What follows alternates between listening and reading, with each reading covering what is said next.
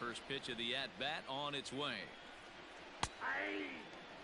And Dan, that's a pretty good example of why he's such a great pitcher.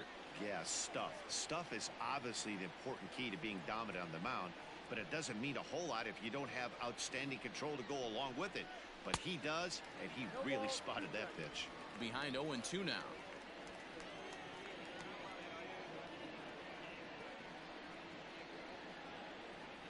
Nothing in 2 count, and the pitch. And he takes strike 3 called on the fastball. 1 gone. So next up will be Freddie Freeman. His past line against Aaron Nola. He brings a .353 batting line. First pitch coming. Here it is. And it's fouled away. The windup and the 0-1. A swinging strike, and now it's 0-2. His command has been outstanding so far, hitting nearly all of his spots, and that's been a big factor why he's been so successful up to this point. So he sets him down swinging. Freddie Freeman goes down for out number 2 in the top half. The center fielder, Ronald Acuna Jr.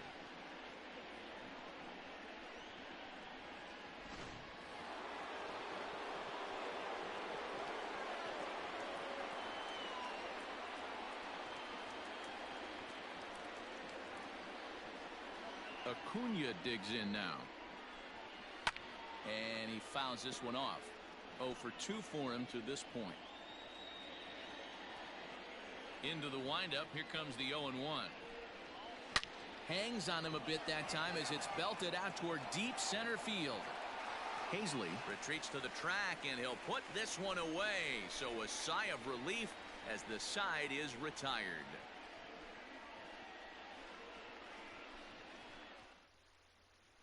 So here's Albert Almora next. He'll start things out in the 6th for a lineup that really hasn't found its groove in this one. Yeah, only 2 hits so far, Matt, and not very many hard hit balls either. We'll see if they can start making some adjustments.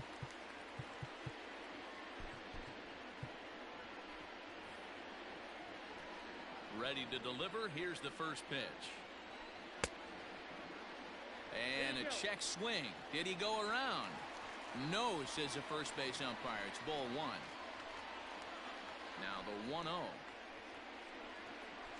Misses for the second ball. They say the toughest pitch in baseball is a located fastball. I disagree. That nasty slider is tough to hold up on. In there, 2-1. Nasty 2-0 slider right there for a strike. No shame in tipping your hat.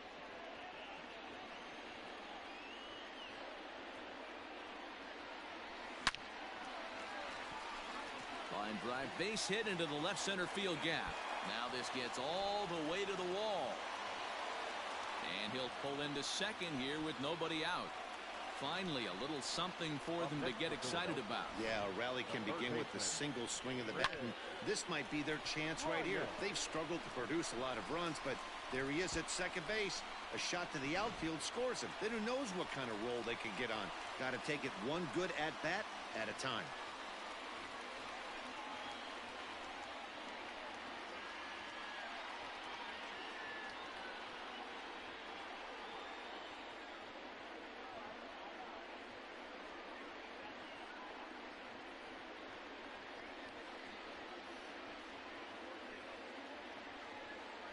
Ready with the first pitch. Here it comes. Pulled high in the air out to left field. Ozuna is under it. 1 out.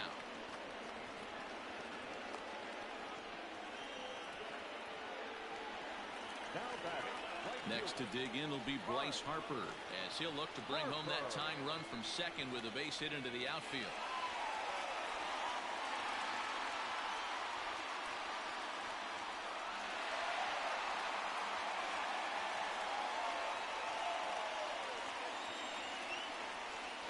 First delivery to him on the way.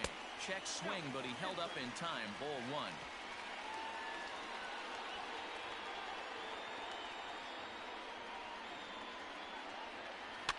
Fouled off.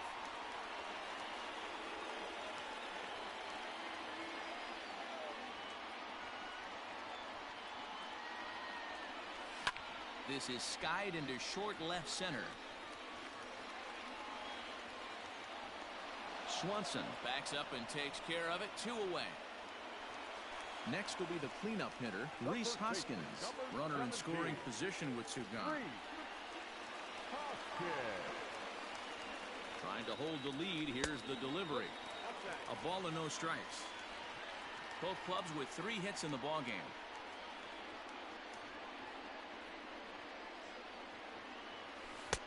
Two and 0. If you've been paying attention, the guy on the mound does not want to come inside. If I'm at the plate, I'm leaning out over. 3 and 0 now. This is a spot you like to be in as a good hitter. Runners in scoring position and count leverage in your favor.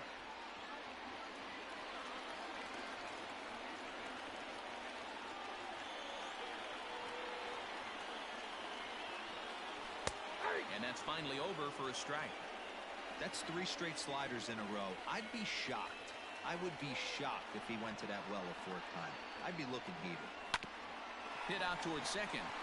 And that's through into center field. Base hit. The tying run is in to score from second. Boy, talking about coming up with a big knock. After that pop-up, it looked like the inning was potentially over. Big 2-out base hit to drive in a run. Yeah, you watch your teammate in front of you miss his pitch. He got a nice pitch to hit right there and pops it up. You could tell he was dejected as he went back to the dugout. All you're trying to do is be a great teammate. Sean Casey always used to say to me, "Hey, D-Row, mix in a good teammate one time." That's exactly what this guy did. Scott Kingery is in for a 3rd plate appearance as he watches one miss inside. It's 1 and 0. 2 balls and no strikes. A couple strikeouts early in the game, but he's done a much better job in this at-bat trying to get ahead and put himself in a good hitter's count. Now the 2-0. Nope. Count 3-0.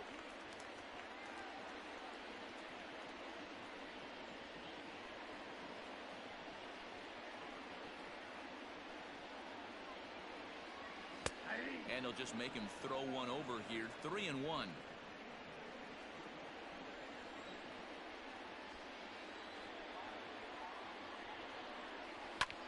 There's a swing, and he sends a ball high in the air into left field. And they take the lead. It's gone.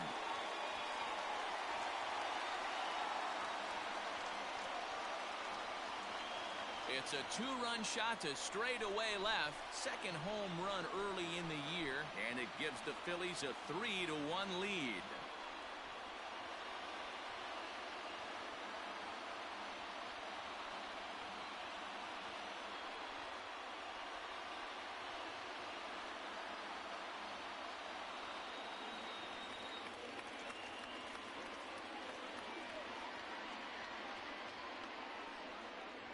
Hey, every once in a while, these speed guy will jump up and bite one. He absolutely crushed that baseball. Doesn't fit his usual tool description, but he can go deep if you leave one over the heart of the plate.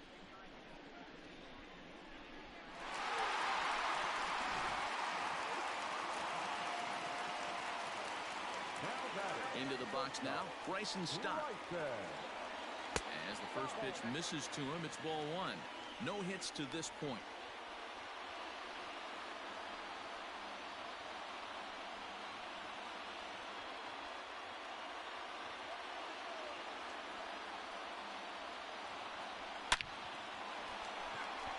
Into right field. That's a base hit. Yeah, and I think he might have lulled himself into a false sense of security out there. Prior to this inning, he was pitching a shutout, but now he's starting to look a little off.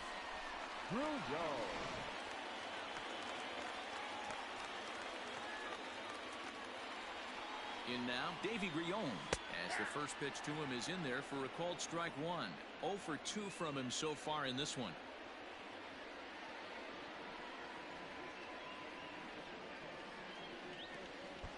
And the slider bounces, and that'll get on by. And he'll make it into scoring position here with 2 away, as that'll be scored a wild pitch.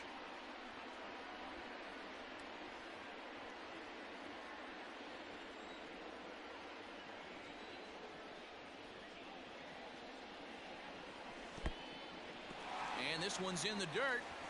Runner holds as the count moves to 2-1.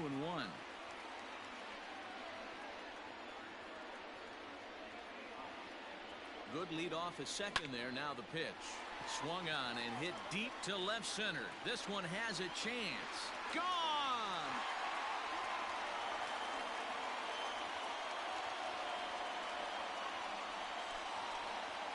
It's a two-run shot to straightaway left. First home run of the campaign for him as they stretch the lead to 5-1.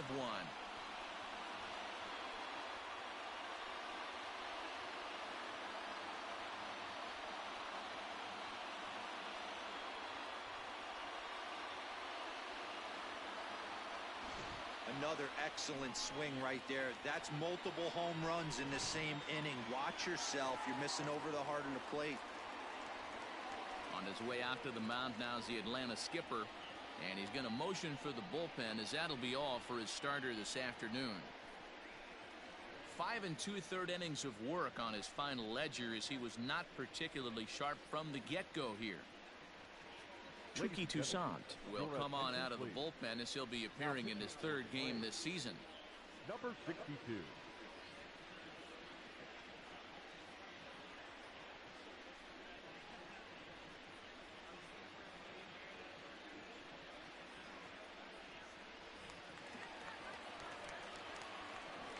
Now batting, the center fielder, Adam. To the plate now, Adam Hazley. As the first pitch to him is a changeup that can't find the zone. It's ball one. He's working on a 1-for-2 game so far. This is in the air out to left field. Ozuna is under it, makes the catch, and that'll retire the side. So they nearly bat around here as 8 men come to the plate in scoring 5. All set for the start of the inning, and standing in is the veteran outfielder, Marcell Ozuna. It doesn't look very promising so far in this one as we move into the later innings. Down by a bundle, it's time to get some base runners and hopefully a long ball to get them back into this one. That's over, but low. It's a ball and a strike.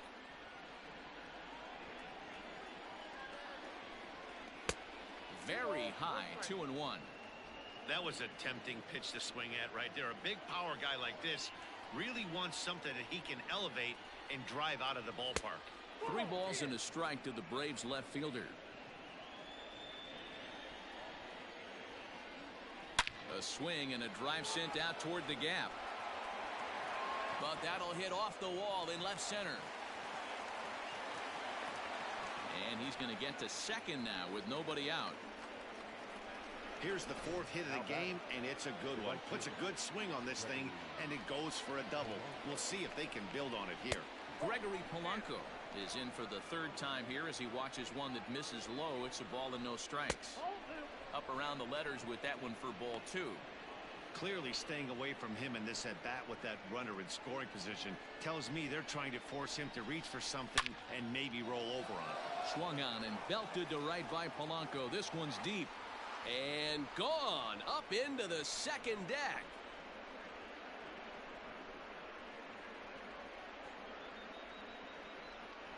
So it's a 2-run dinger for Gregory Polanco. 4th home run here in the early going, and it's a 5-3 game now.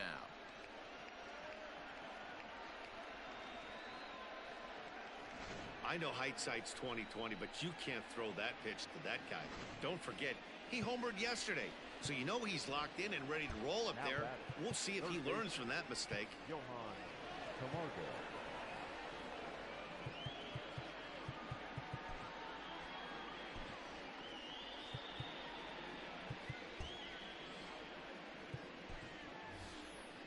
Here's the Philadelphia manager on his way out to the mound now. And he's going to make a move as that's going to be all for his starter this afternoon. So a good performance here in this one as he'll give a tip of the cap to the home crowd after he departs, yielding just 2 earned runs. Caleb Ferguson comes on now, and he'll take over with nobody out in inning number 7. 65. Caleb Ferguson.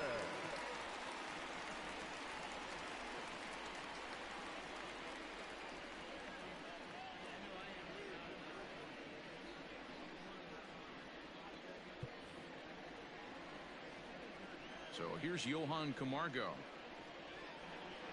A fastball here as he'll take a look at ball 1, 1-0.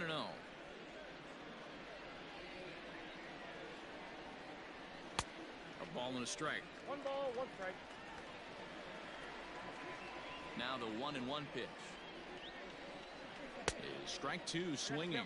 Ferguson is known in part as a reliever with a clutch factor, perhaps. An escape artist is another way to put it. Regardless, he seems to be at his best when pressed up into difficult situations, which is kind of what you want out of a bullpen arm. No doubt about it, Matty V. And I call a guy like this troubleshooters. Guys that you can bring into a game with runners in scoring position. They don't panic. They keep the game at a slow pace. And more importantly, they make good pitches to good hitters to get out of tough situations. Grounded back up the middle. Scooped up. And boy, just about overshot his man at first, but he's able to keep a foot on the bag over there, and that's out number 2. Chris Owings will grab a bat and hit for the pitcher here. Can't find the zone there as he lays off the breaking ball.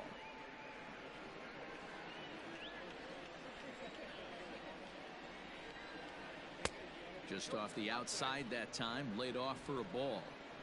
3 runs, 5 hits, and no errors so far for Atlanta. Lofted in the air out toward right center. On the move is Harper. He's there to make the play, and that'll retire the side. So they get a couple of runs on 2 hits, no errors, and no one left aboard. 7th inning stretch time here at the ballpark. Phillies on top, 5-3. Grant Dayton will come on and make his 4th appearance in this campaign. Number 75, Grant Dayton.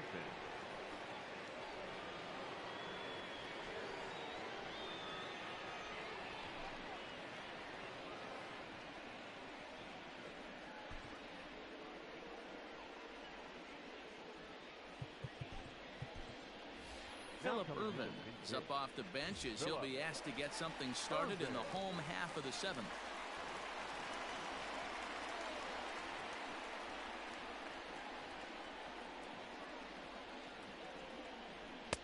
And this is taken outside for ball 1. Dayton, originally from the state of Alabama. He was selected in the 11th round back in the 2010 first-year player draft. I know this guy wouldn't go into the category of superstar, but to grind out the career he has being drafted where he was, my hat's off to him. And a fastball in there for a strike, 1-1. Now some action in the Braves bullpen as they'll stand up a right-hander to get loose. No offer on that one. 2 balls and a strike.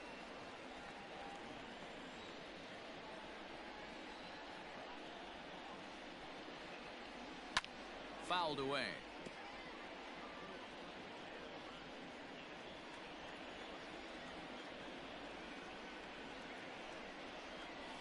And they really bunch him up on that one as he swings and misses for the first out. That was a nasty looking slider that time. Yeah, that was really well executed, Matt. A classic strikeout pitch. You think it's fastball middle in, then it starts bearing in on your back leg, and unless you hit it out front, there's nothing much you can do with that.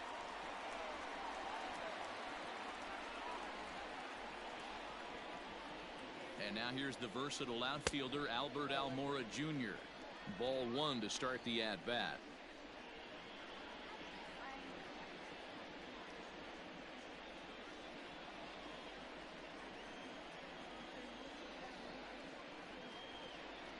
Now the 1-0. Hey.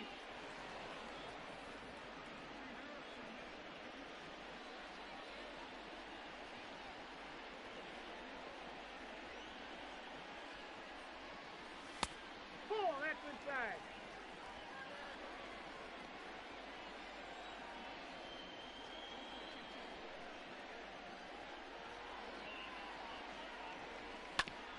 Back up. Oh, no, that got him. Thankfully, he's able to recover, and he gets the second out at first. And time now to see quite where that got him. And it appeared from up here at least, and his actions on the field confirm it. It looked like it got him on his drive leg, which could be problematic, of course, for him. But from the way he's trying to walk it off, I think he's going to try to continue. Digging in, Chris Bryant. He flew out in his last at-bat. Almost, Matty. Almost went deep his last AB. Certainly just missed it. With this guy's big power, he's feeling pretty good at the dish. Look for him to try and get on something and drive it out of the yard this AB. 1 ball, no strikes the count.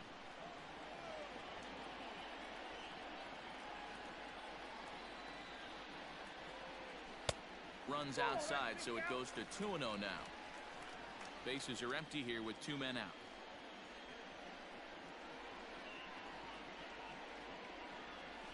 Pops this one up. Freeman has a play, and that retires the side. Phillies down in order as they hang on to their 5-3 lead.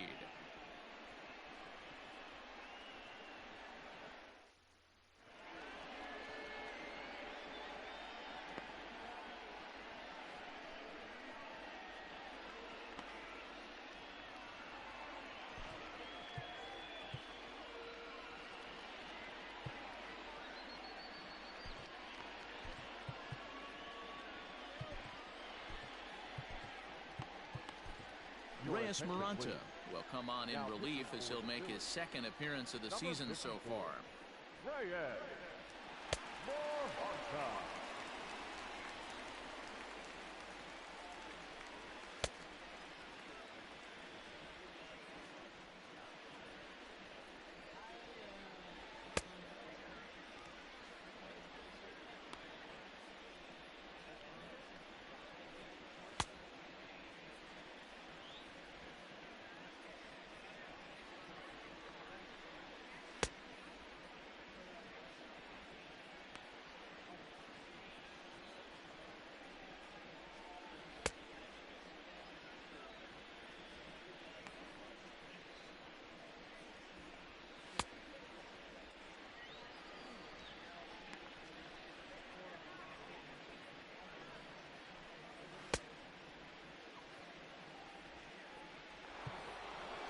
Ready to begin the 8th, and that'll bring up Ozzie Albies. Here's the pitch. High and tight here to begin the inning. It's ball 1. Right guy, right spot. This is one of the better hitters in their lineup. Just the guy they want to see coming up now to get this inning going. Fouled off again, and now he's in a 1-2 hole.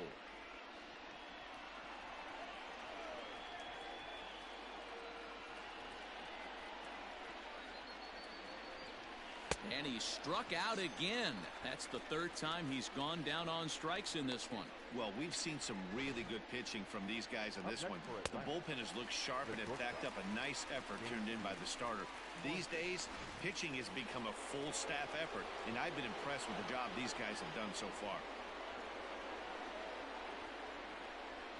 Dansby Swanson lining up to hit as he will look at a first pitch fastball for ball 1. He could really use a knock here. 0 for 3 in the game so far. 2-0 the count to Dansby Swanson.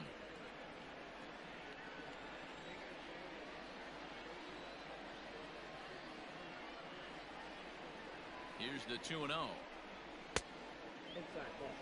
Every base runner in a close game like this really matters, so you can't afford to be giving out free passes this late. 3 balls and a strike to the Atlanta shortstop. 3 runs, 5 hits, and no errors so far for Atlanta. And a fastball misses there, ball 4. Here's the first baseman, Freddie Freeman. He went down on strikes last time up. And they'll try and get him out in front to start the at-bat, but this misses off the plate away. It's ball 1. Early swing there as he pulls it foul to the right side. I think for every player, for every former player, that swing right there is the reason we need to extend the netting without question. Want the fans to be safe. He struck him out the 3rd time he's fanned in the game. And here's Ronald Acuna Jr. now. He's hitless in 3 at-bats to this point. No balls and a strike to count. And there he goes towards second. Offered at and missed. Here's the throw. And he is out at second. Caught stealing to end the inning. Another look at the throwdown that results in a 3rd out on the bases. More matinee baseball here on a Wednesday afternoon following this. Hector Neris is out from the bullpen now as he'll make his first appearance here on the season. 50, Hector Neris.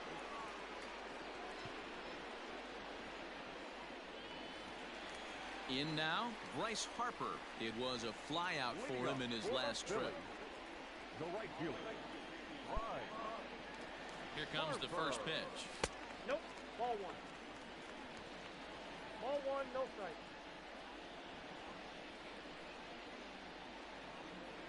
1-0 pitch on the way. Below the zone, a swing and a miss.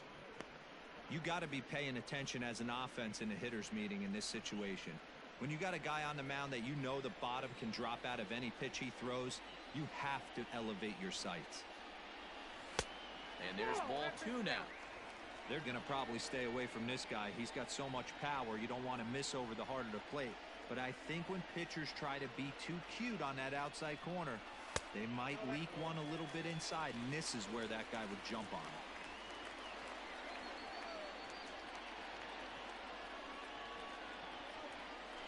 And this is taken here for ball four. So the leadoff man's on base to kick off the home eighth.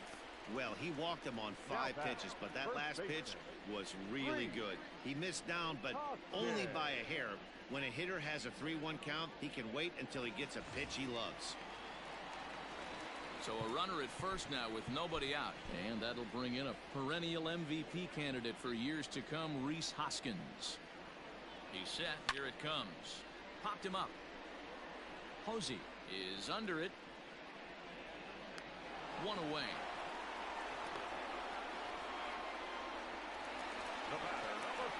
Ready to take his hacks again, Scott Kingery, as he'll look to follow up the 2-run homer he launched over the wall last time up.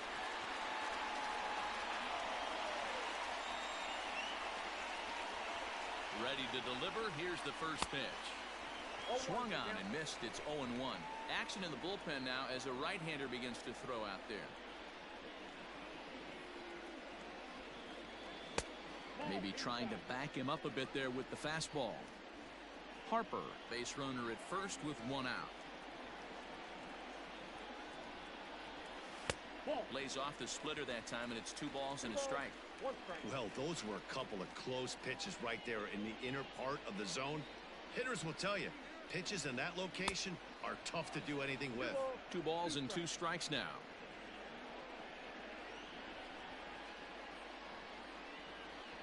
Here now the 2-2.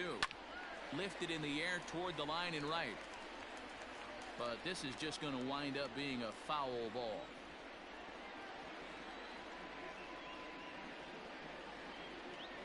Got him. And that's the 3rd time we've written a K next to his name in this one.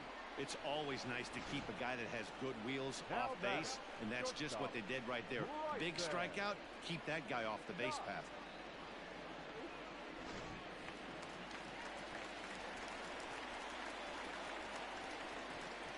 At the plate, Bryson Stott, as he'll take a look at ball 1. He's got a hit in 3 at-bats to this point. That evens it up 1-1.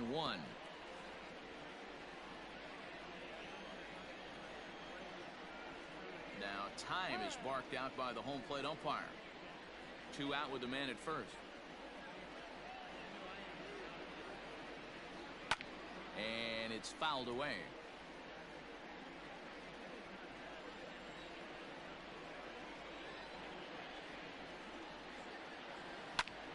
And he gets him to lift one high in the air and drifting out to shallow center. And 8 innings have come and gone now as the inning is over. So no runs here on no hits, no errors, and 1 man left on base. We've played 8 full. Failed. Standing in, Ronald Acuna. No hits in 3 tries so far. He's struck out once. Here we go with inning number 9 as the first pitch misses for ball 1. In there, and it's even at 1. 1-1 pitch and a nice call for the change. It's 1-2. Tying run stands on deck, but it'll only matter if the guy in the box can get on base. Yeah, and that has to be his mentality at the plate right now, Matt. He can't be the hero, so he needs to do what he can to give the guy behind him a chance to be the guy. So he racks up the swinging strikeout on the breaking ball. Ronald Acuna becomes the first out in the ninth inning. Victor Arano answers the call from dugout as he'll try to record the final 2 outs of this one. Victor.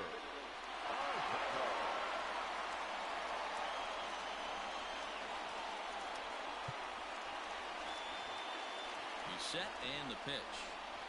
Marcell Ozuna is at the plate as he takes a cold strike one. The 0-1 pitch. And that's inside off the plate with the fastball. It's 1-1. This guy uses that two-seamer to set up his other pitches. Two-seamer in, breaking ball away. In front of the changeup, and he can't keep it fair. 2 strikes on him now. The 1-2 is a swing and a miss. That's strike 3. That swing tells me he was really trying to get a pitch out front and rip it down the line, but that wasn't a great pitch to do it on. It's really not the best 2-strike approach either. Here's Gregory Polanco. High pop-up. Hoskins is there for it. Makes the catch, and that's the ball game. Wow, what a week for these guys. Talk about firing on all cylinders. Winners of an amazing 7 games in a row. They say to never question the streak, and these guys aren't. They're just enjoying this ride.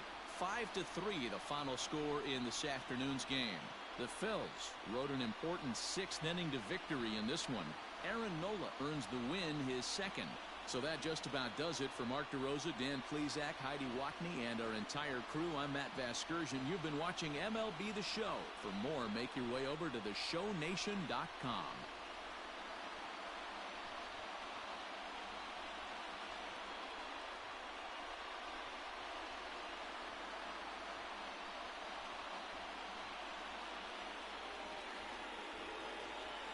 Our final line score this afternoon. First for the victorious Philadelphia Phillies. 5.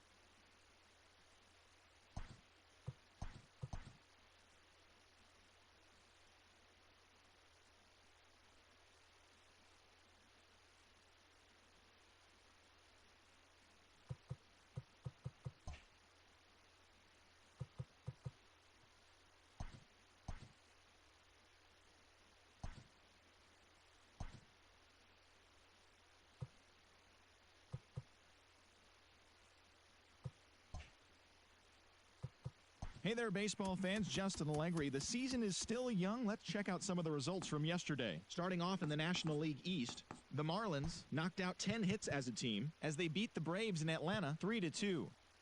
David Bodie swung the bat well with 3 hits as the Cubs defeated the Nats 4-2. Also in Cubs news, catcher Roberto Perez could potentially get traded in the near future as he's currently being shopped around to other teams. The Mets are thought to be a good fit. The Cincinnati Reds got the best of the visiting Redbirds 3-0. The Brewers held the opposition at bay with only 4 hits as they beat the visiting Rays 1-0. In more news from Tampa Bay, right fielder Hunter Renfroe is said to be a potential trade chip according to multiple sources. A possible landing spot is believed to be with the Dodgers.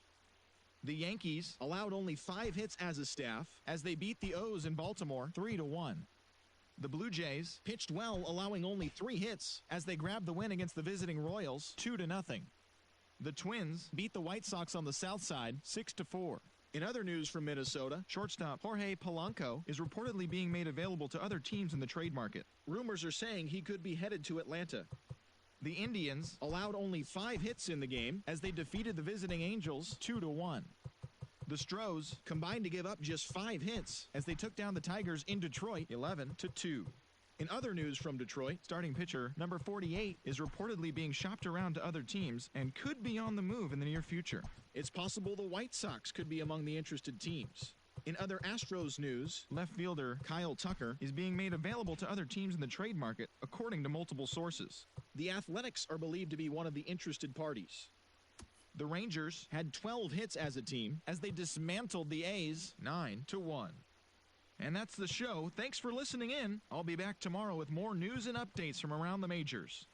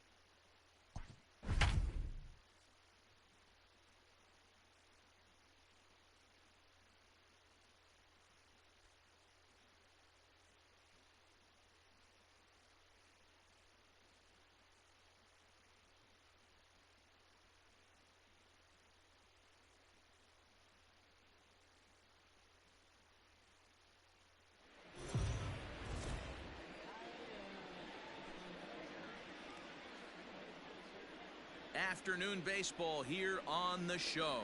Today, it's the home opener for this new season between the Phillies and the New York Mets.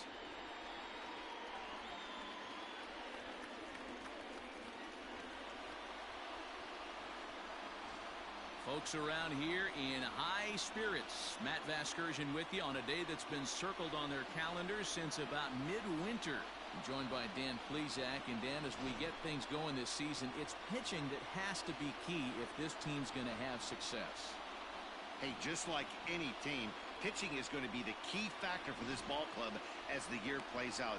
I'm sure the staff will have its ups and downs, but putting together some quality outings early in the season could do wonders for this club getting out of the gate with a good start. Set for what should be a good one. Lineups and first pitch are next.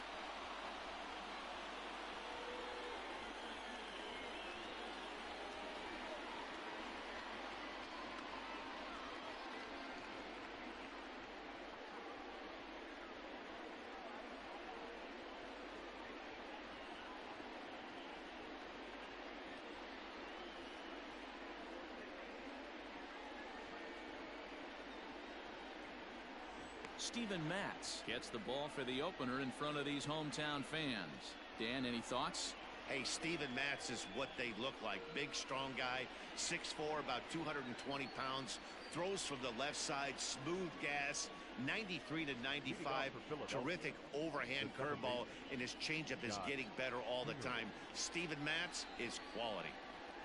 Scott Kingery is at the plate here as he quickly finds himself down a strike. It's 0-1. These Mets fellas, as they take the field here today, fair to say they're not playing their best baseball right now. Losers of 5 of their last 6. Yeah, Matty, I know they've caught a little bit of a losing streak right now, but they got good veteran presence, great veteran presence in that clubhouse. And I bet you someone steps up today and says, this stops. We get it done today, boys. 64 degrees our temperature here at first pitch this afternoon. A swing and a drive sent out toward the gap. And he's going to have extra bases right out of the chute today.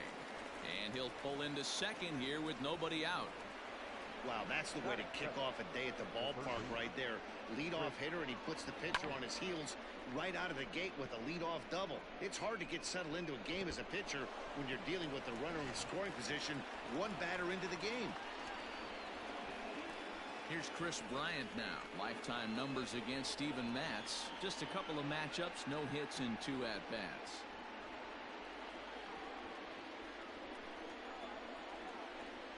Here's the first pitch to him. There's a swing and a high deep drive headed for the right field corner. And it'll fade just at the end and winds up a long foul ball.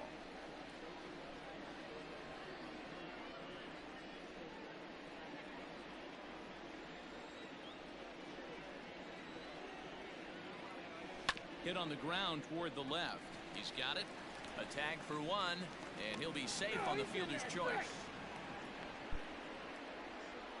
Here's Bryce Harper now. Number 3, Bryce Harper. He comes set. Here's the 0-0 pitch.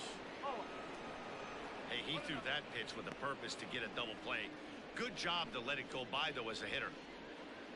Bryant, a runner at first with 1 gone in the inning. And that's into the corner, a foul ball in right.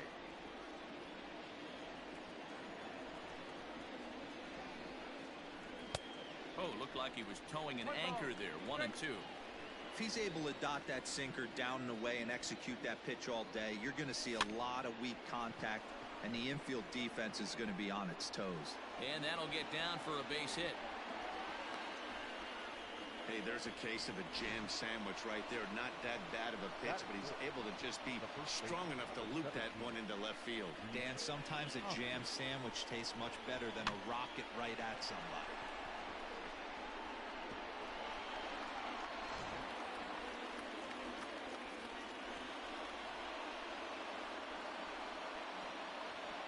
Next to bat will be Rhys Hoskins, as he'll take a look at an off-speed pitch here that misses for ball 1. Runners are at first and second with 1 away. 1 ball and 1 strike to the Phillies' first baseman.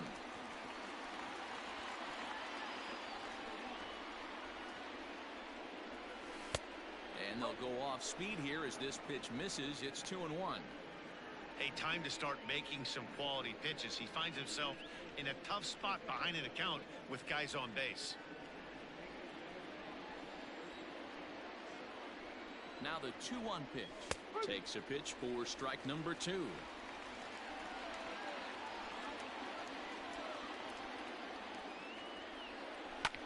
And he fouls this one off. First and second now, 1 man out.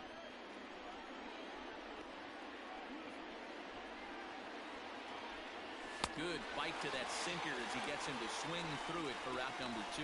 Big strikeout for the second out there, but he's not out of it yet. We'll see if he can feed off that K, wiggle out of the jam, and keep this game tied.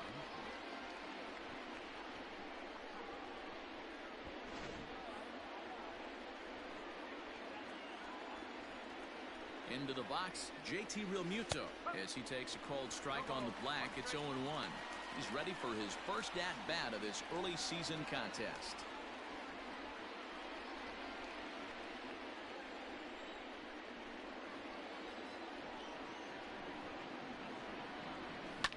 Hit sharply on the ground. Fielded cleanly, and the two-out threat will not come to pass as the inning is over. Phillies leave a couple, and now the Mets offense will go to work for the first time. No score.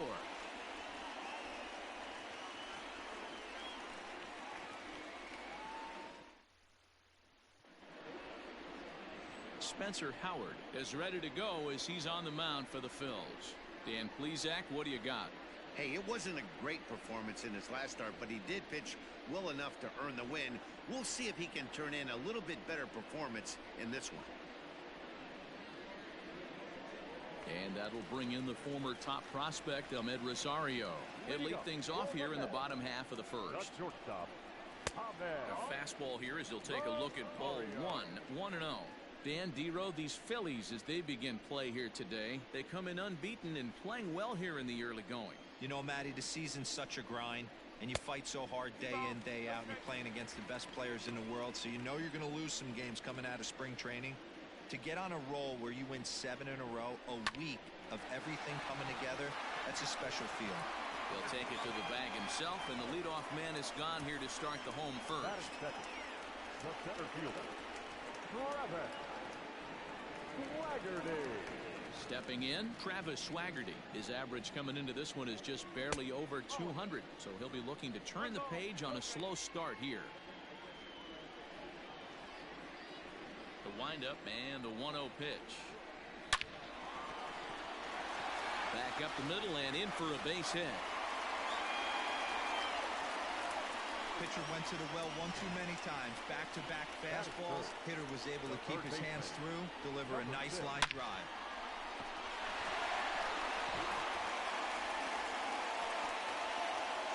So here's Jeff McNeil as he'll go after the first pitch to him and comes up empty. It's strike one.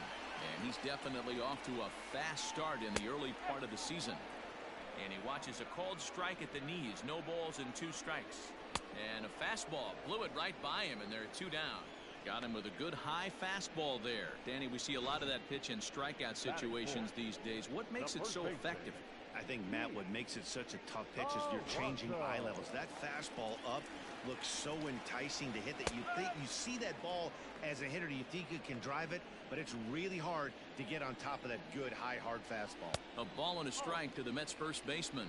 A runner on first with 2 away. Runner goes for second. Pitch inside the throw. And he'll be tagged out at second base. Trying to get into scoring position, but instead the inning is over. Another look at the throw down that results in a 3rd out on the bases. An inning in the books. No score on the show. New inning set to get underway. And standing in is the veteran outfielder, Albert Almora. Ready with the first pitch. Here it comes. Fouled off.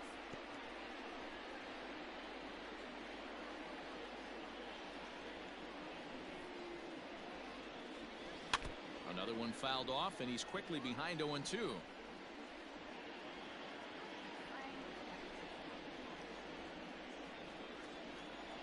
Nothing in 2 count, and the pitch. 1 and 2.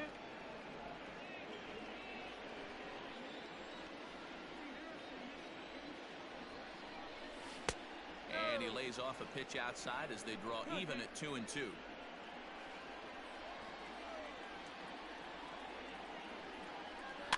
Protecting with 2 strikes, went out of the zone that time, but he stays alive. Here now the 2-2. High in the air out to center field. Swaggerty has to roam straight back, but he has it for the first out. Batting 7, the shortstop, Bryson Stott. So striding in, Bryson Stott. He's ready for his first at-bat of this early season contest. Now here's the pitch. And a changeup here misses off the corner to start him out. It's ball 1.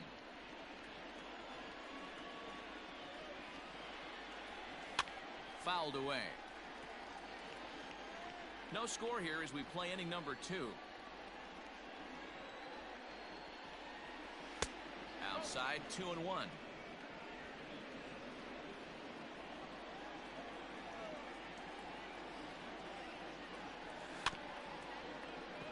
In front of the changeup, and he can't keep it fair. 2 strikes on him now. The 2-2 is laid off, and the count runs full.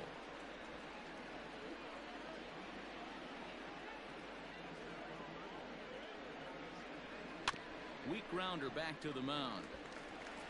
Throw gets him. 2 down.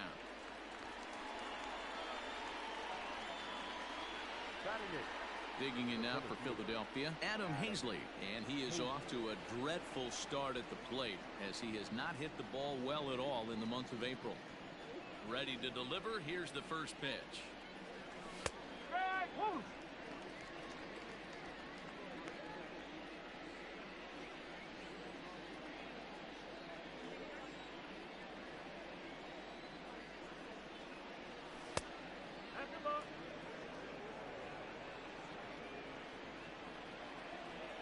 Now the 1-1 pitch. Hey, I don't mind that take right there. That was a nasty breaking ball. Started outside the zone, popped back inside the zone. Good spin rate on it. Move on to the next pitch. And he popped him up, but this will land untouched.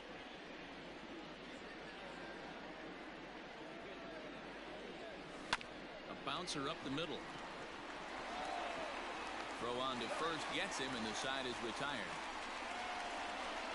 3 up, 3 down for Philadelphia. We'll go to the bottom of the second. No score.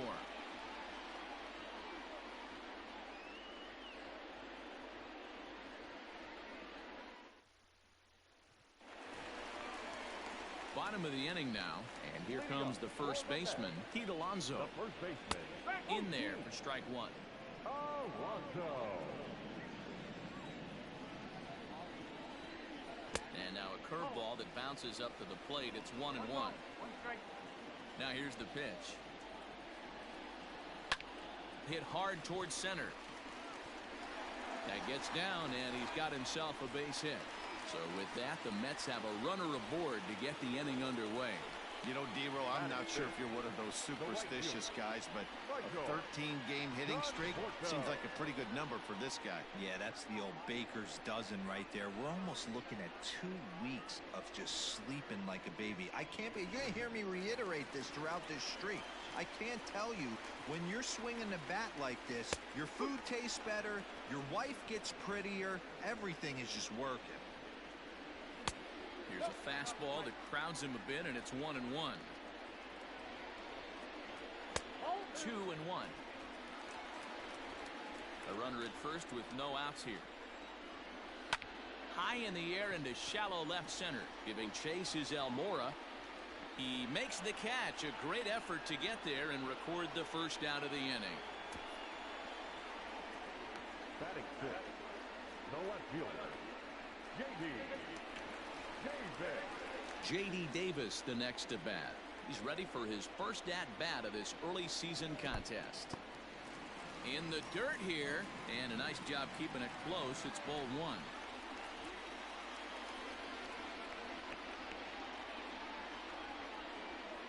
Here's the 1-0. Runners on the move for second. This is hit high in the air out toward left center. Hazley is there now, and he has it. 2 gone.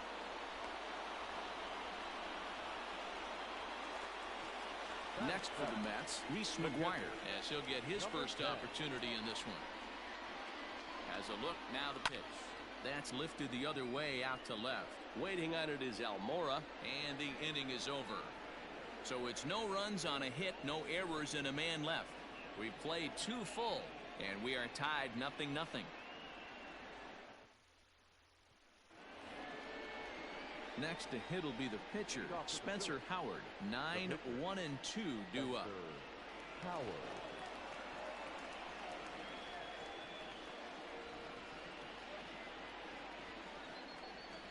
First offering on its way. A ball and no strikes.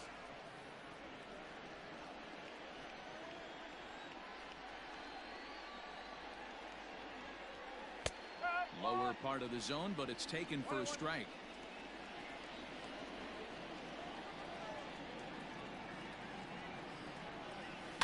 One and two now as that one's fouled off. After fouling off the second one, I got to step out of the box, adjust my batting gloves, and tell myself there's no chance he's tripling up on that pitch. And he lays off it to even the count 2-2. You certainly know he's not trying to work around the pitcher. But sometimes the hardest thing to do is to throw a strike to a guy that you know won't swing the bat. Swing and a miss on the slider, and that's out number 1. My man on the mound has just got great strikeout stuff working for him these days. Looking back at his last start, he racked up 9 Ks, and now he's looking like he could put up similar numbers in this one. And in steps Scott Kingery. As the first pitch to him is off the plate for a ball, 1-0. He doubled to open up the ball game.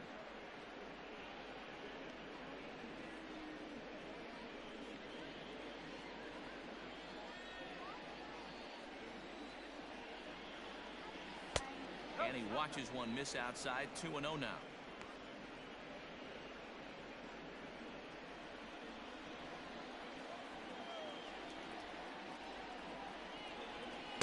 Two and 1.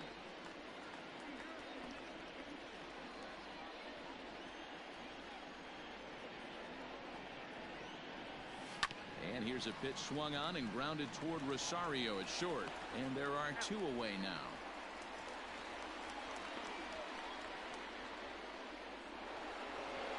Digging in next will be Chris Bryant, a Silver Slugger winner a year ago in the National League. First delivery to him on the way. He'll start him with a breaking ball. Too low that time. It's ball 1. Third inning, no score to this point. A ball and a strike. This could be a huge win for the guy on the mound if he's able to get out of this inning 1, 2, 3 and start fresh next inning with the middle of the order.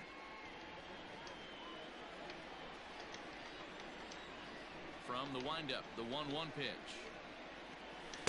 2-1.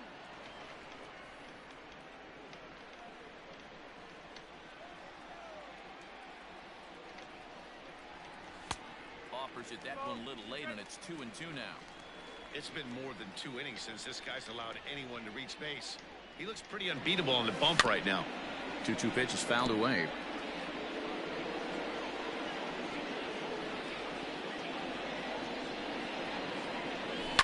Hit hard up the middle, and that finds its way through for a base hit.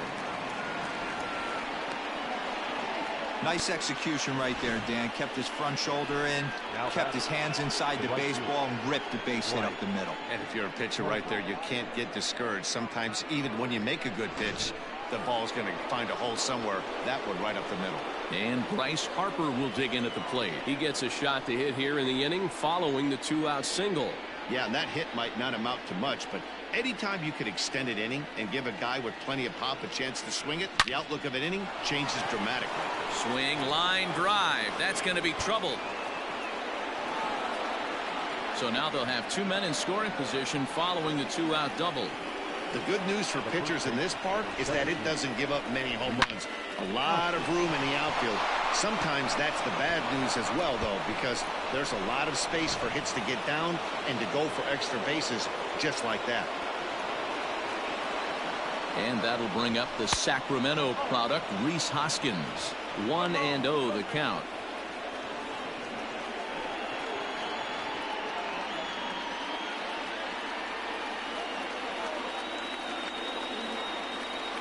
A ball and no strikes. A swing and a drive to center field. That one's got a chance. Racing back the center fielder. And off the batter's eye for a home run. An impressive shot to dead center field. So a 3-run blast to deep center here. Home run number 3 here in the early going. And the Phillies open up a 3-0 lead. See, I just don't understand that. He had an open base and could have pitched around him, but they challenged him and lost big time. That is one costly decision.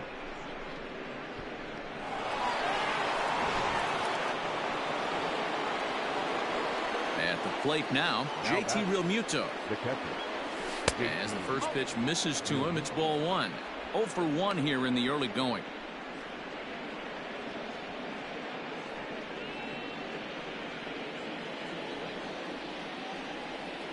The 1-0 home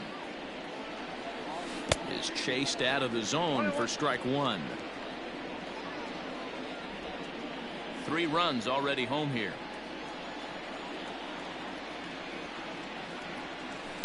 Swing and a drive to right center. Hey, that ball's going to be way out of here. Back-to-back home runs.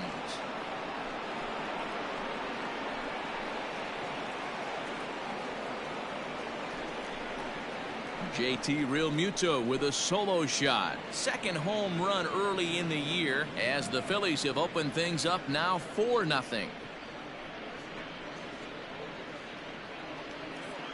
Wow, another long ball in the early going of this one. The second one he's allowed in just 2 2/3 innings. Might want to warm up those showers. He might be heading that way real soon if he can't keep the ball in the yard.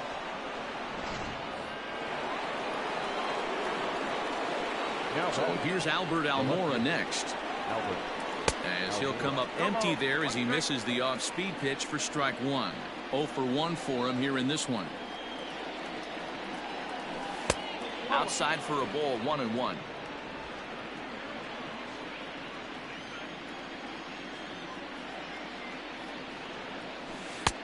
And a front foot curveball here that misses down and in for ball 2.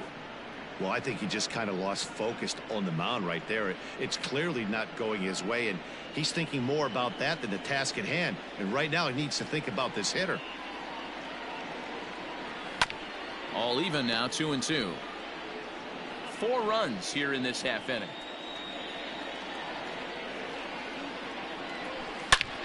Back up the middle. That's through for a base hit, and he's 1 for 2 now. Wow, his manager must have a lot of faith in him, and I'm not sure why. He's given up 5 hits in this inning alone, and it doesn't look like it's going to come to an end anytime soon. Standing in now, Bryson Stott, as he'll take a look at a slider here that misses for ball 1. He's 0 for 1 after grounding out in his only trip to the plate so far. That misses, 2-0. And this is why he's struggling right here. He's not able to pound the strike zone early in the count. These guys are finding themselves in serious count leverage situations, and good hitters aren't going to miss.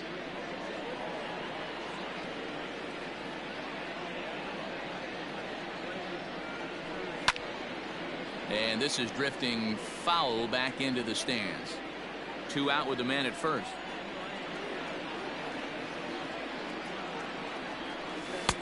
And he misses this one inside, and that'll run things full 3-2. Good spot for an RBI. Put the ball in play with the runner in motion. He could score all the way from first. Softly on a line to third, but an easy play over at third, and that'll be that.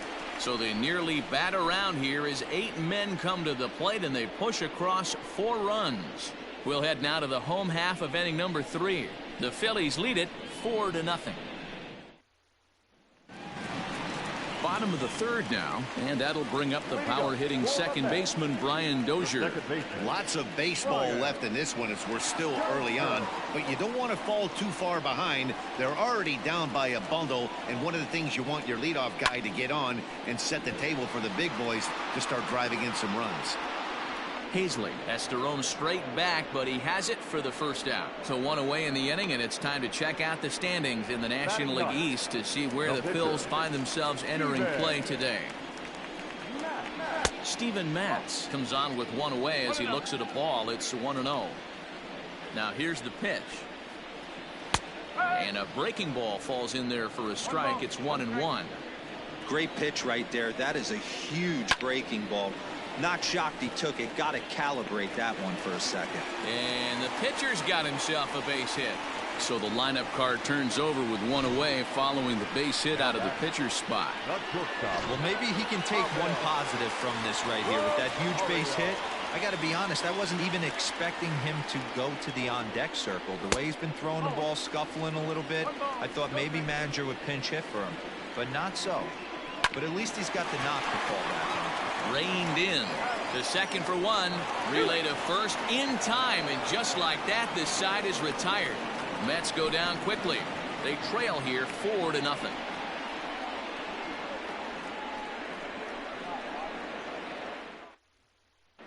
Welcome back to Flushing, Queens. Before we get back to baseball, let's check in with Heidi.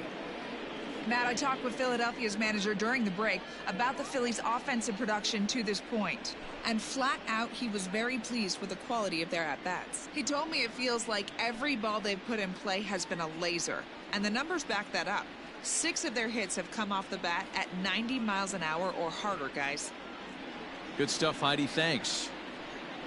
Ready for another chance? Adam Hazley. And Dan, I'm sure the starter on the mound would like to hit the rewind button on that last inning. Oh, no doubt about that, Mac. That was a really rocky frame, but clearly not enough to chase him from this game. We'll see if he's still shaking a bit or if he's able to put this behind him.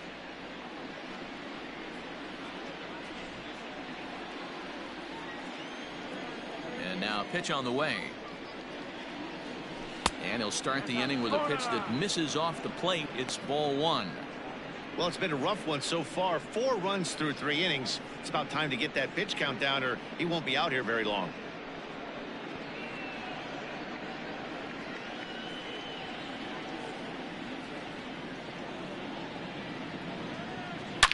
Now here's the ball hit high and deep to straightaway right field. Racing back, the right fielder. Gone into the upper tank.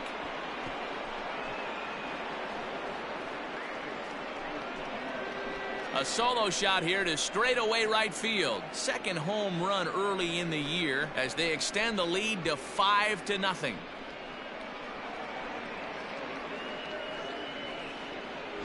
Man, this has been a rough one for this guy so far. That's the 3rd homer he's allowed today. He better start keeping the ball down in the strike zone or that total might continue to rise. In now, Spencer Howard. The pitcher. As he'll wait out a breaking pitch here that finds the zone for strike 1. One of the big keys to pitching well is getting ahead early on, and it's been far from that for this guy so far. Less than 50% of his first pitches have been for strikes. Boy, that's just about in the catcher's glove there. It's 0-2. In my opinion, one of the toughest pitches in the game to square up. Just a heavy sinker with good downward action. And not much of an effort there as he'll look at strike 3 called. And on 3 pitches, he's your first out of the inning. Digging in to try it again, Scott Kingery. He was a ground out victim last time up. First pitch on its way. Curveball, and that misses in the dirt for ball 1.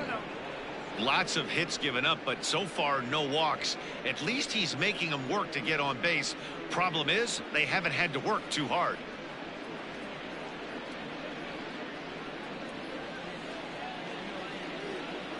The 1-0. A swing and a shot hit down the corner. Definitely had the distance, but it winds up a foul ball. Line drive to center field, and that's into the outfield for a 1-out base hit.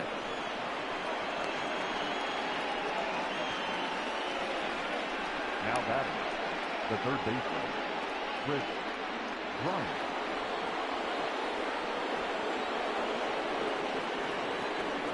Into the box now, Chris Bryant, as he'll take a look at ball 1. 1 for 2 in the ball game thus far.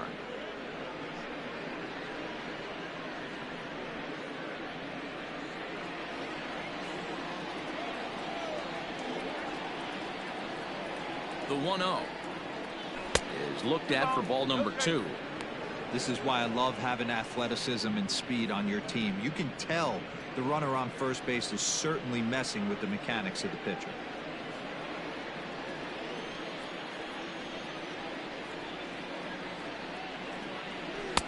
Looked like that one tied him up a bit. A swing and a miss. 5 runs, 9 hits, and no errors on the ledger for the Phillies to this point. Bryant looking at a 3-1 count.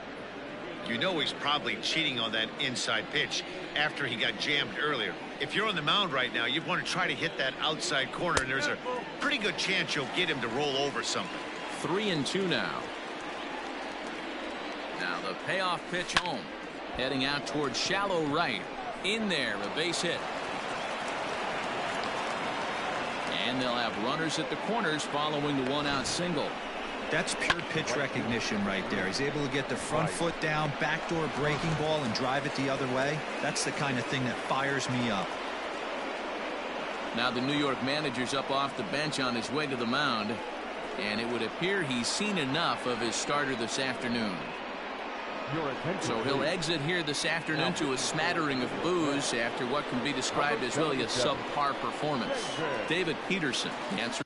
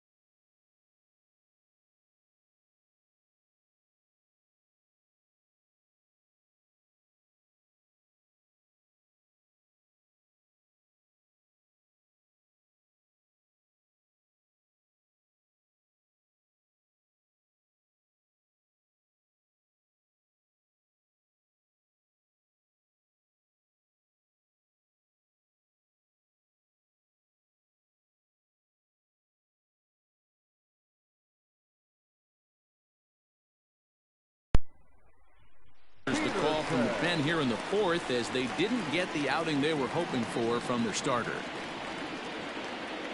First pitch of the at-bat, and it's fouled away.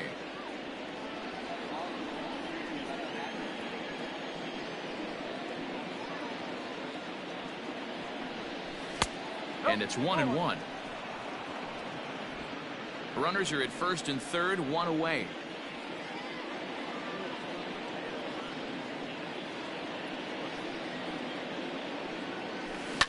Yanked on the ground down the line. To second for one. On to first. And talk about doing the job out of the bullpen. One batter, 2 outs, and the inning is over. But the Phils tack on one more on this solo home run. Bottom of the fourth coming up. It's the Phillies 5 and the Mets nothing. At the plate, Travis Swaggerty. He singled his last time up. The center fielder, Travis. And a high strike to begin the at-bat. It's 0-1.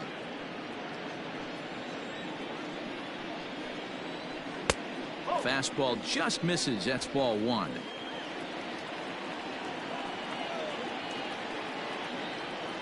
From the windup, the 1-1 pitch. Hit out towards second. Kingery's there. Oh, and he overshoots his first baseman as it's over his head. Yeah, and when the ball left the bat, you figured it was a routine out, but that's how quickly things can change. As it stands, there's a runner on second base and a base hit away from coming home. Runner at second now as a result of the error, and set to go as the third baseman, Jeff McNeil. This is popped up. Bryant in foul ground, and this is going to wind up a foul ball.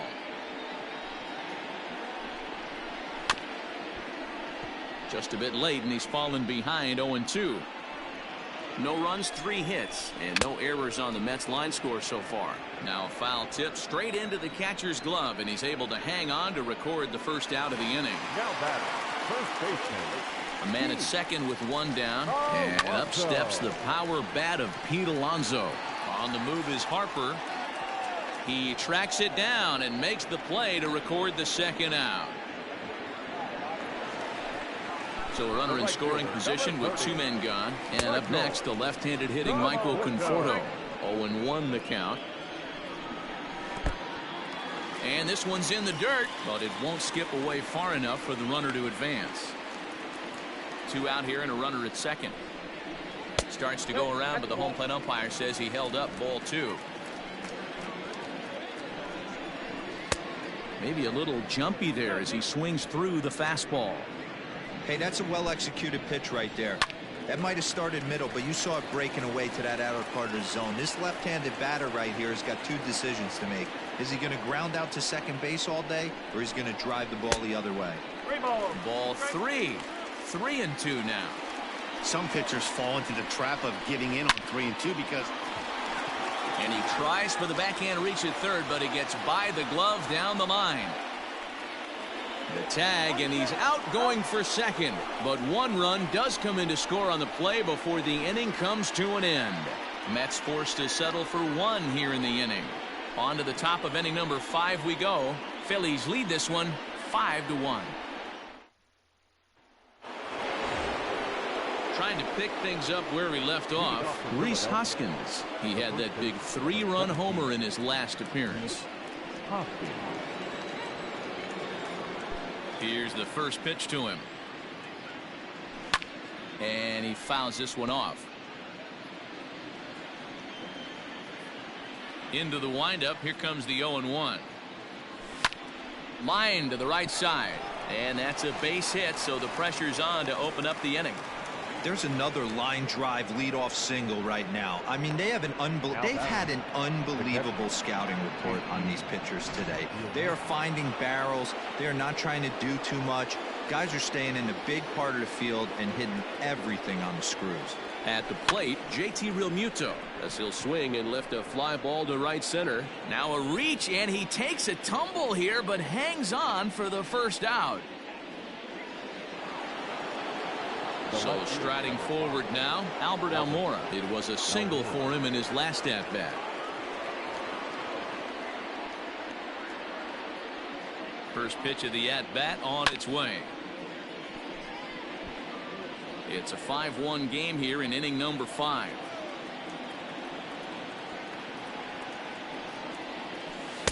Off the outside that time as the breaking ball can't catch the zone.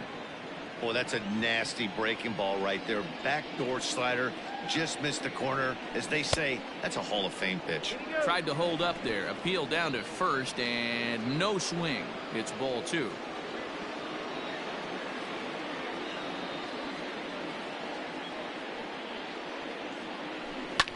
Lofted in the air out toward right center.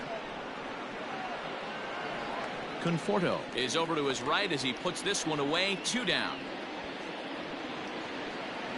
Now batting. Striding into the box, Bryson Stott. He's grounded out and lined out in 2 trips.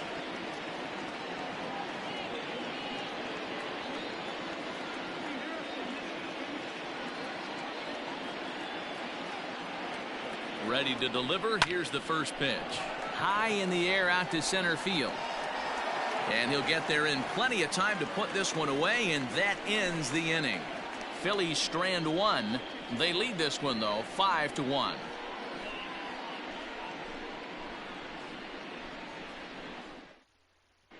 Welcome back for the bottom of the 5th. Here's Heidi Wackney. Matt, during the break, I caught up with the Mets manager to discuss his thoughts on his club's offense so far. And flat out, he told me they just need to put better swings on the ball right now. He said they're searching for ways to drive the ball with some authority because it's just not happening for them today. They haven't gotten an extra base hit yet, so it's been a real struggle getting guys into scoring position. But the key, he said, is not to panic. Sometimes you just have to fight through the downturns and keep your focus and energy high. Thank you, Heidi. The left fielder, J.D. Davis.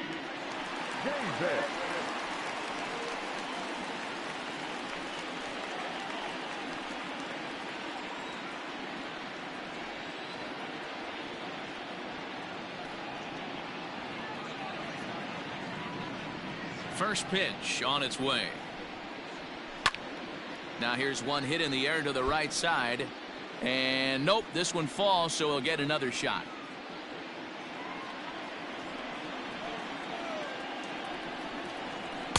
Comes back with a fastball up and away that swung on and missed. 0-2.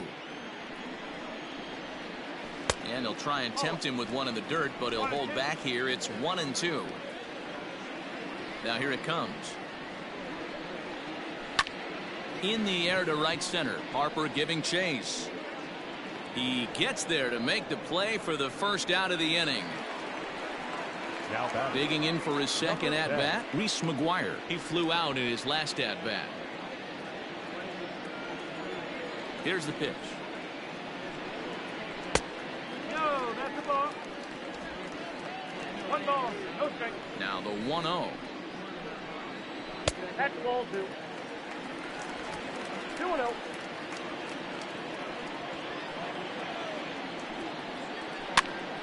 Swing, and he pops him up. Stott onto the grass. He gets there and makes the play for the second out of the inning. Here's Brian Dozier now. Flied out in his first at-bat, so make him 0 for 1 so far. High chopper over to the right side. Hoskins grabs it cleanly. Throw in time, and the side is retired. Nothing doing here this half. We're through 5 here at the ballpark. It's the Phillies 5. Top half of the 6th about to get started, and next it'll be the outfielder Adam Hazley. And that one's in on the hands to start the inning. It's ball 1.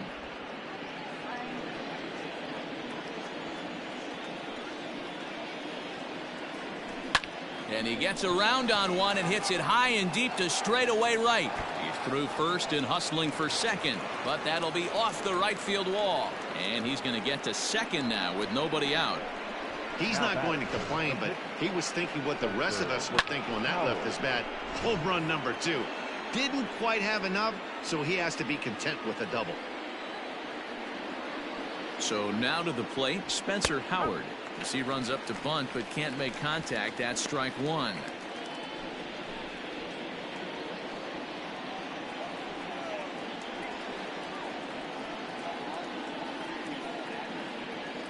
Comes set, and the 0-1. And he'll try and get his man to third here as he puts this one down. And the off-balance throw gets him. Nice play for the out.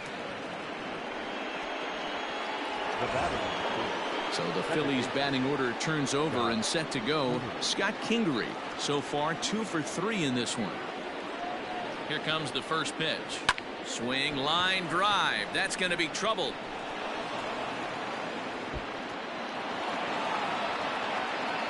He pulls into second safely as a run will score on the play as well.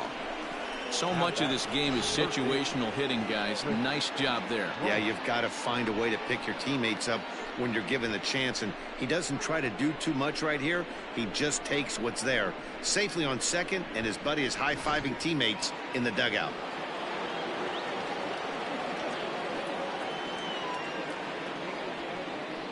At the plate now, Chris Bryant, as the first pitch to him is swung on and missed for strike one. Looking at his career totals, Bryant brings in a batting average right at .290, a respectable number for sure. Comes set with the 0-1. Hit the other way out toward right field. Long run for the right fielder. He makes the catch, and the runner from second will tag and hit for third. And he's up to third safely now with 2 gone in the inning. Next to dig in will be Bryce Harper. 2 for 3 with a double on his line so far.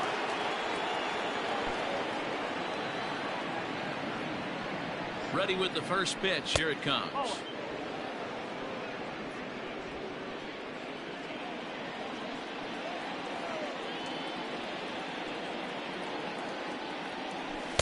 Two and 0 now. Now 2-0 with a great hitter up, a runner on third and 2 outs. This is not the spot where you want to be challenging a hitter like this.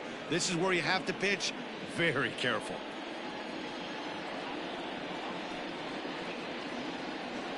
From the belt, kicks and deals. 3-0. Those were 2 great executed pitches right there away from this batter. He can hurt you in a heartbeat. I don't think anything's going to leak out over the heart of the plate. Fouled off. Men on third with 2 down.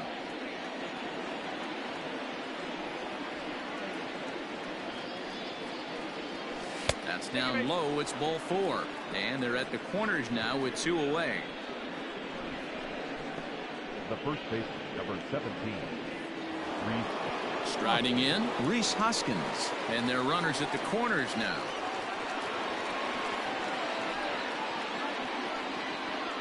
From the stretch, here's the pitch. He jumps on this one. It's high and deep to center. Swaggerty has to retreat to the track, but he has it to retire the side. 1 for the Phillies here on the RBI double. On to the bottom of the 6th. It's the Phillies 6 and the Mets 1.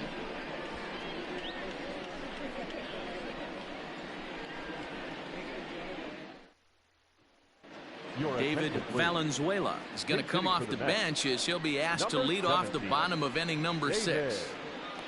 Valenzuela.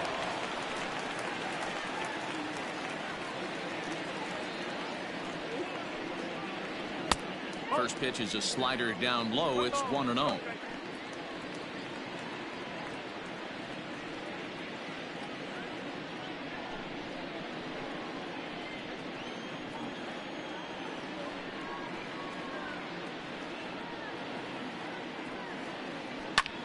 Little late on this one as it's lifted the other way down the left field line. And that's going to be a base hit. So a great job off the bench as he's aboard to kick off their half of the inning. And there's probably no happier person in the ballpark. David Valenzuela has just collected his first hit in the big leagues. And as is customary, there's the ball being sent into the dugout. Someone will tuck it away for him to put in his trophy case. Yeah, good for him, and congratulations. Listen, he's worked his entire lifetime for this moment, and he's obviously trying to play it cool right now, but you can bet inside his head, he's on top of the world.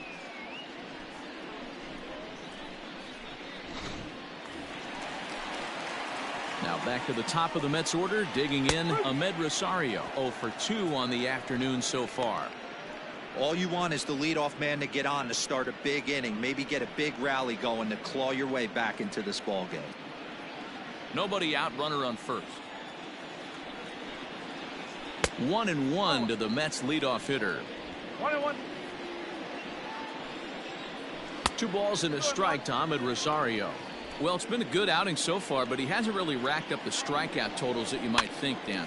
Yeah, it amazes me how every game you pitch can be so different, Matt. Sometimes it feels like guys can't touch you and you're just punching everyone out. But other times you don't have your good stuff and you really rely on movement and location to get outs. That's been the case for him today, and it's really working. Swing and a miss on the fastball, and that's the first out. It's always nice to keep a guy that has good wheels off base, and that's just what they did right there. Big strikeout, keep that guy off the base path. Swaggerty.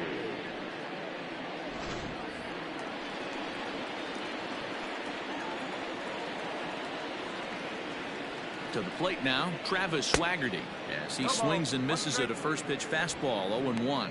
A hit in 2 tries for him so far.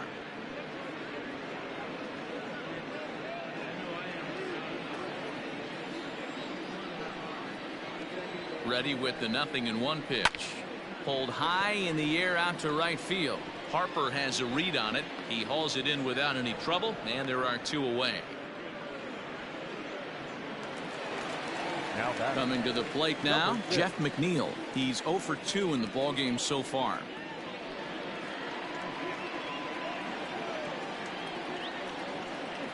First pitch of the at-bat. And a high strike there, 0-1. Can't waste getting the leadoff runner on in this situation. Someone's got to bear down and get a big knock.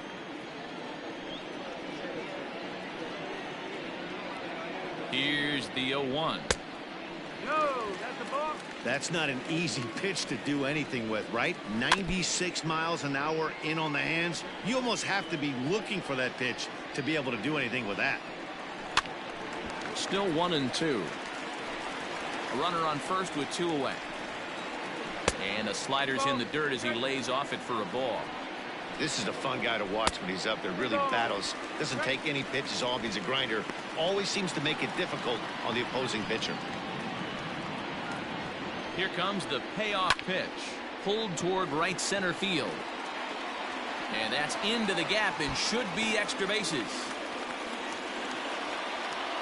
And the runner scores all the way from first as they try and chip away at their deficit. That makes it a 6-2 game. That's what happens when a slider doesn't do what you want it to do. That was just one of those cement mixers, kind of just spinning but doing nothing. Nice job of punishing that pitch and picking up 2 bags on 1 swing. Hit in the air to shallow center. And that's going to fall for a base hit. And the runner scores from second as they chip into the deficit here. The right fielder, number 30, Michael Conforto.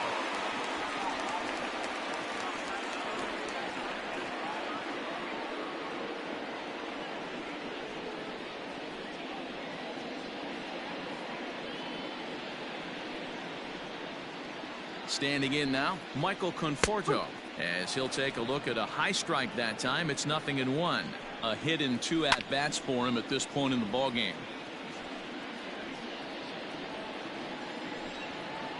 Conforto behind, a ball and 2 strikes. 1 ball, 2 strikes. Lays off 2-2 now. Wow, that was a close pitch on 1-2. The count's now on 2-2, but boy, that one very easily could have been called strike 3. Really close pitch. Down the left field line and deep. And this will wind up a foul ball. Swung on and missed, and that's the final out of the inning. So it's 2 runs on 3 hits, no errors, and a runner left on. We're through 6 full. Phillies on top, 6-3. Robert Gesellman is on to pitch from the bullpen now to start inning number 7.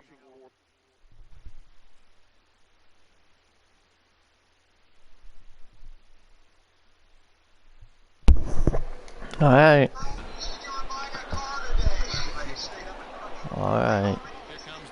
Hey. Let's I don't know what you want me to say. No, I don't. I just think he's soft, and Mayhem, you tried to take him out. no, I didn't try and take him out. Joker, if I wanted to take him out and not let him win the race, trust me, it would have ended differently. Like, that's not a hard corner. Like, I could have completely wrecked him. I just bumped him hard, but he still won the race. Like, I told JoJo before, I said, but it still don't win the race. I said, you're not winning off this, but I'm gonna let him know. Like,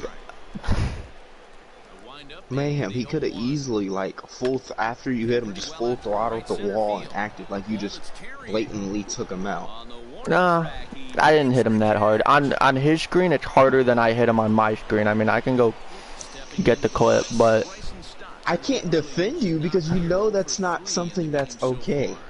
Whether you were trying to... No, I knew, dude. I knew I was gonna get a penalty off of it. I'm not sitting up here saying like, if one of us, let's just say, if Kluka did that, if Dank did that, if Jake did that, they would all be gone, right?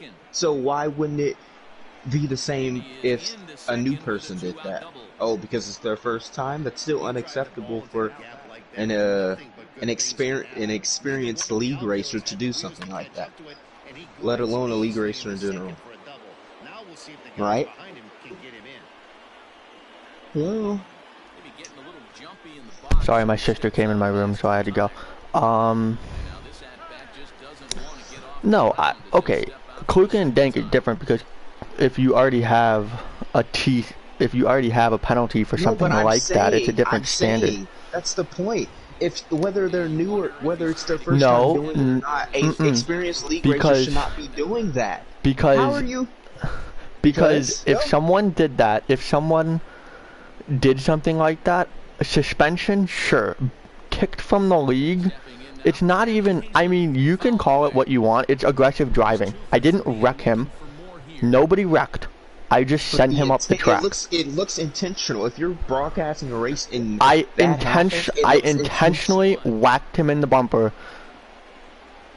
Like, I intentionally bumped him. Like, it's all it was. I didn't intentionally wreck him. Joker, if I wanted to intentionally wreck him, I would have full throttled him into the wall. Obviously, but like, or if I wanted to intentionally wreck him, I would have come off the corner in front of him and I would have just taken him out right there.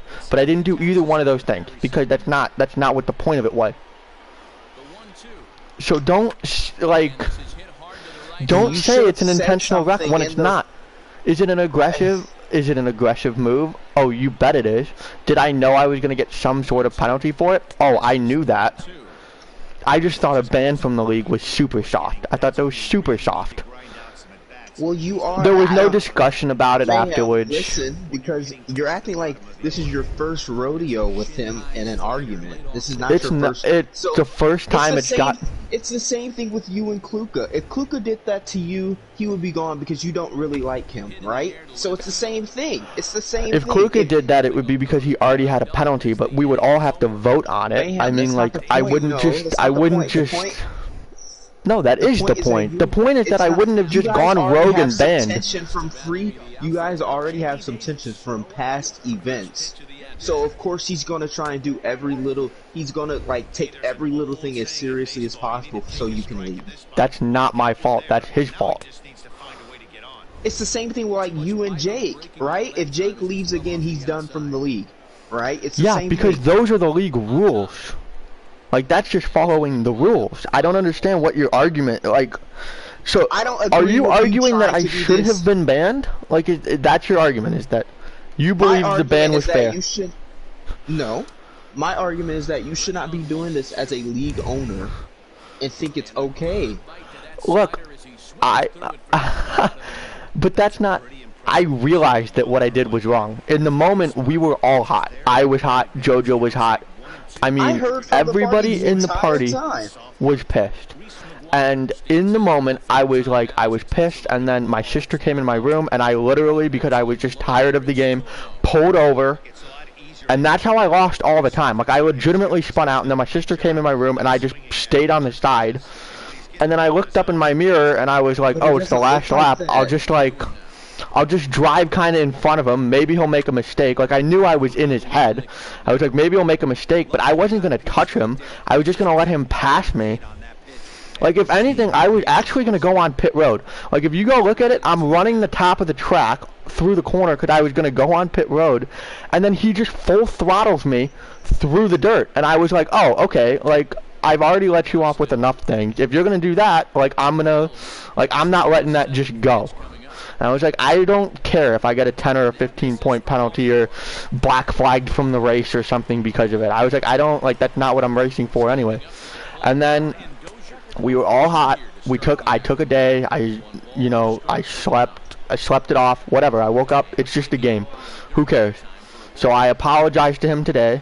I was like, hey man, like, I'm sorry. Like, what I did was wrong. I tried to explain to him. I said that's not what I was trying to do. Like, I was just. Honestly, I was just trying to get out of the way, and I didn't want to run another lap. And then you got into me, and with everything that had happened before that, it pushed me over the edge. Okay, like I was upset. Counter, because when you're in the middle of the race, if someone just listen. If someone waits he didn't know, he doesn't know that your sister called you or whatever. I don't know if you actually did that or not, but you can hear it in Dead Stream. I'm pretty sure I whip around and I said, hey, what's up? And then I put my mic up and then I talked and then I came back. Yeah, I know, but like, you're not in the same party as him. So he doesn't know that information. And then it looks like since you're on a road course, you wait 95 seconds or 100 seconds just for him to get to you, then you just magically start going. It looks like you're trying to take him out. If you're not in the same party as him, it looks like you're trying to take him out. You wait it's different if it was like a short track and you spun out and he came, it's different because you can make an argument. But for you to go 95 seconds wait and then go right, as soon as he gets here, you're up and moving. It looks like you're trying to take him out. If you're not was I trying to drive in front of him and maybe force him to make a mistake? Sure, I'll admit it. My teammate was right behind him. And I felt like JoJo got screwed. JoJo was going to win the race, and then AK changed the rules in the middle of the race. He changed the rules so he could get a caution to catch back up. And we were all heated about it. And I thought that was bullshit. And I said, JoJo deserves to, and I said, I'm not going to touch him. But I'm just going to, I'm going to put it in his head. Like, if he gets it in his head and he makes a mistake, then that's great for our team. But I wasn't going to touch him. I was just running the top. I gave him the entire bottom of the racetrack.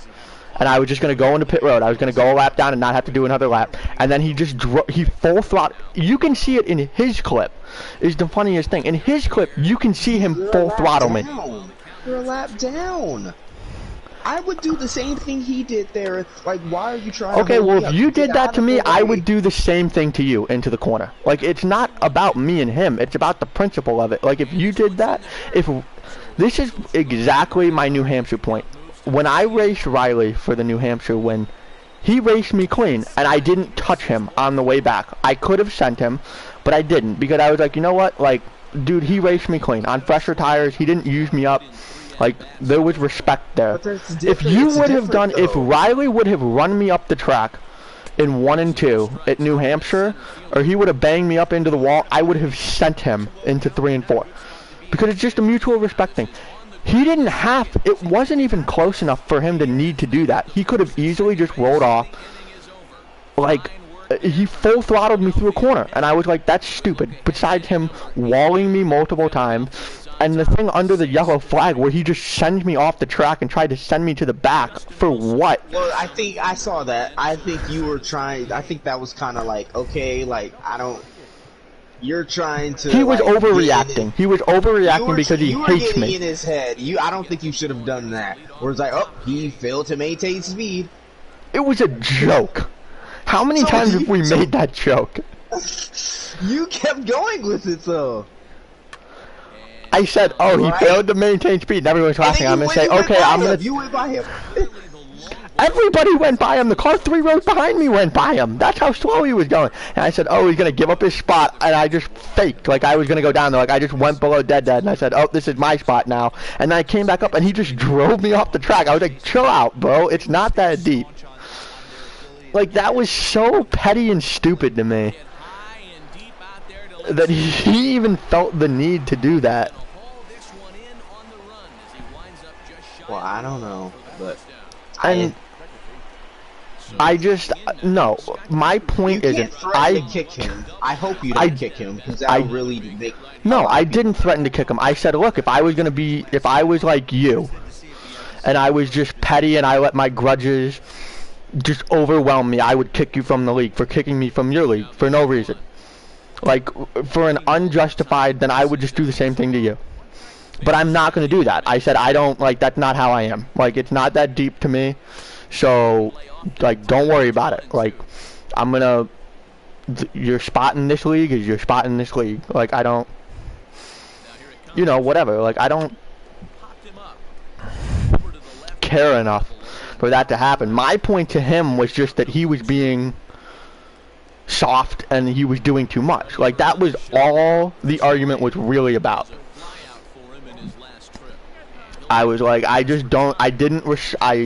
lost all respect for the league in the middle of the race, and then I just lost all respect for him, like, at the end of the race, like, for that. And then for him to not even reach out to me, like, I felt like, you know what, like, if someone would have done something like that, I would have been like, hey man, what was that about? Right? When AK doored me down the track, we all, Dad basically spoke for him, and we let him hear, and we heard him out, right? We heard, Dad posted God knows how many messages, and we heard him out, and we said, well, at the end of the day, like, we understand that he couldn't see, and he thought the track would be clear, but that doesn't give him an excuse for hanging a left and putting someone in the wall. So it's going to be the same as the ghost killer penalty. Like, that's exactly how that process went. For him to, right after the race, not even reach out and just kick me from the league, kick me from the party. Emotions are different after a race. Right after that race, we talked about it the same night. But that's not even the point. Well, that is the point. But then I reached out to him today, and I was like, hey man, like I said, I slept on it. I was like, that was stupid. Like, what? Like, I get it. I was hot in the moment. But, like, it's a league. Like, who cares? I wasn't going to win the race anyways, probably. Like, do I appreciate how he raced me? No. Do I still think it was bullshit? Sure. But, you know, at the end of the day, like, it's not that deep. I don't want it to carry over into Hennessy, and I still think that banning was a little bit extreme for what happened. About bringing it into Hennessy, you making a scene saying, did AK just change the rules to that's bringing it into Hennessy? Yeah, I did bring that into Hennessy because there's nowhere to talk in ARC. Like, they redid the whole server. I don't know where to talk. We were in the chat. JoJo and Dank laughed at it because we were like, that's fact. Like, that's literally what just happened. And I was like, because I didn't know how else to reach him. And I was like, and it affected my drivers. And I was like, this is like they'll back me up on this. Like, this literally just happened. That's why I put it in the chat, but I didn't say anything about it after. Like, I just said that as like almost a joke, and then that was it. Like, I didn't. And then like I made it, and then I made like as a joke, and then because people take everything right. No, but my point was when I apologized this morning, I expected him to at least like have a little bit more respect than calling me delusional, and you know whatever else, and then trying to frame it like. And then trying to frame it like I was threatening to kick him when I said actually the opposite. Like, I was like, come on, like, we're all adults, right? Like, it happened, it's 12 hours later, though. You know, like, we're good. But he's not, like, he can't do that. Because he's a child. And, like, I just think it's... like, it's embarrassing, is really what I think it is. Like, I'm like, I don't... Like, literally, the point of today was I was just going to be like, hey, man, sorry, like, we just had a disagreement. The point was I apologized. I explained to him why I was upset. I explained to him that it wasn't intentional and that I wasn't trying to wreck him. I was like, hey, I was just trying to hit you. Like, I didn't appreciate it. You know, whatever. Like, we all have moments like that where someone races us and we hate it and then we're just pissed. Right? And then... the next morning I woke up, I was fine. I was like, hey man, like, it's all good. You know, I'm sorry. This is why this happened, and you know, like, I'm good to move past it. And then he's not. Like, he can't get over it. And I was like, hey, like, this won't, like I said, I'm over it. It won't affect us into Hennessy. Like, I could, but I won't, because it's not like that to me. And he can't get over it. So, I mean, that's just the way I see it. Like, I thought the ban was excessive. I tried to explain that to him, and then he insulted me. And then I was like, okay, like, I don't, like, what are we doing? So, that's my side of it. Like, that's what happened. Bottom of inning number 8 set to go, and that'll bring in Jeff McNeil. No. Man. Grounded down the third baseline, but a foul ball, 1-1. And the pitch. So what's the fantasy lineup looking like? It's good. You're not gonna respond to anything I said? Alright, that's fair enough. I got Kyle Larson. I got Kyle Larson as my top forward. What? Yeah, the app glitched. I have Kyle Larson as my top Chevy and Kyle Larson as my top forward. I actually don't know if I want to change it or not. I'm not sure if I don't know if it'll score it, but like, I don't know what you want me to say about the AK incident. Like, there's nothing to say. It's just like, it's just stupid and it's petty, and like, I just didn't appreciate you acting like I wasn't trying to be the bigger person when I reached out and apologized to him and explained it. I'm not mad about that. I appreciate you trying to do that. I'm more mad that you, as the league owner of the rival league, is doing something like that. How are we the rival league? We're not competing with them. Our guys race in that league for fun. Like, it's not, that league isn't competing with us. Like, that's how not seriously I take that league, was that I was like, I could do this. I don't even know why you guys are even in it. I don't know either. Like, I think it's a joke. I don't know what's more of a joke, Arc or Trade and Paint, because at least the Trade and Paint Midnight League acknowledges that it's, like, not that serious. Like they're like, oh, like they kind of they give the vibe that, like, it's for fun. And, like, sure, that owner's super soft, and he can't take a joke when he's 10 minutes off schedule. You guys push his buttons, so it's the same thing with us. Like, when the Xfinity drivers moan about Xfinity or truck times being late. That's fair enough, but I feel like they give us shit, and we're like, hey, man, like, we're doing what we can do. Like, sorry. You know what I mean? Like, they get mad, but like, we don't start muting and banning people over it. Like, that's what I meant. Like, dude, I wasn't the only person making jokes. Like, was I maybe the ringleader? Like, I took it over, that's for sure. Like, I'm not gonna lie about that. But like, everybody else was like, it was funny because the day of, he said, we're starting on the dot at 11:50. No questions asked. He literally asked me earlier that night and said, do you want to race tonight? And I was like, no, not really. And then I re-asked him, like, what track it was. Like, it was Vegas. So I was like, oh. Oh, you're like, I could get laps. Right. So that's why. And like, no, but it was just funny that he had said that literally 10 hours before, and then it was 11:58, and he still hadn't started the lobby, and we were like, come on, man. Like, you gotta take something like that. Like, come on, dude. How much shit do I take for ranking myself as the #1 driver in the league and having no #1 driver in truck and having no wins to this point? But like, I just take that because I said something and like it didn't age well, and it's funny. You know, like. I just don't really like whatever. Trade and Paint's not the point. Trade and Paint is just like it's a joke of a league with terrible drivers, and I literally just start in the back and just try and have fun working my way through the field clean. Like, it's just fun. Like, tonight. I don't give a shit. I don't give a shit if I start, if I finish first. I don't give a shit if I finish last. Like, I just literally just do it for fun. You know what I mean? Like, I don't take it. That's have fun in the back. Oh, I know I won't, but like, no, but because I don't take it serious, I will. Like, I'll just be like, oh, I get wrecked by another no-talent driver, and then I'll just clip it and I'll send it in, and I'll be like, this guy sucks. Right, but I don't care if I win or lose. The worst part about ARC is that they market themselves as super serious, and the league is a joke. Like, that's the funniest. To me, at least. Like, that's the irony of it.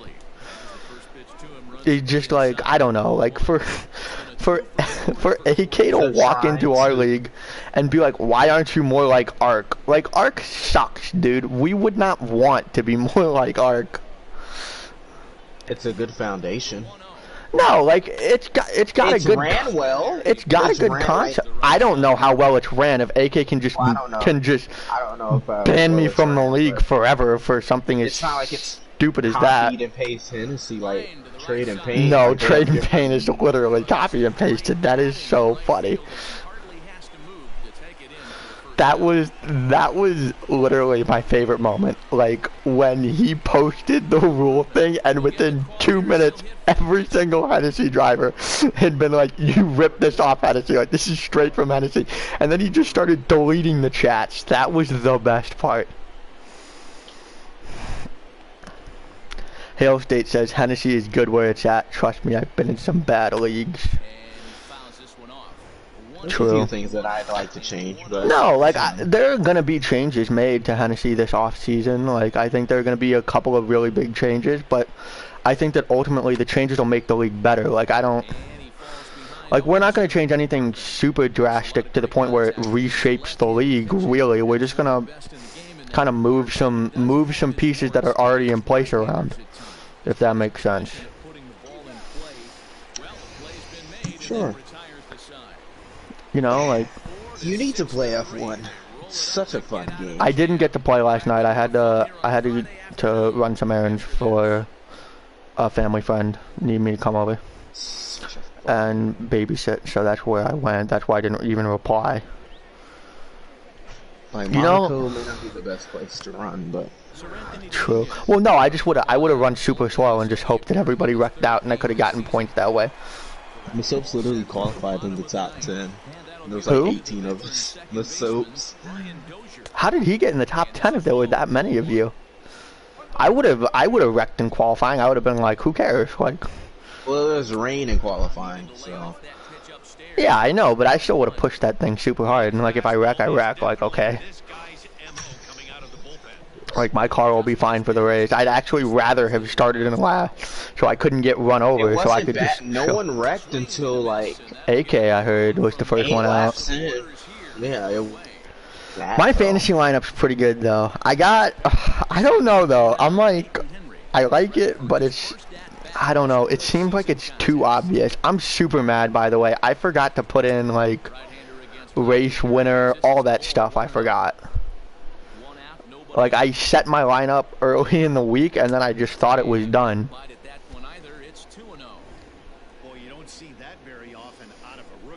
Well, tell me.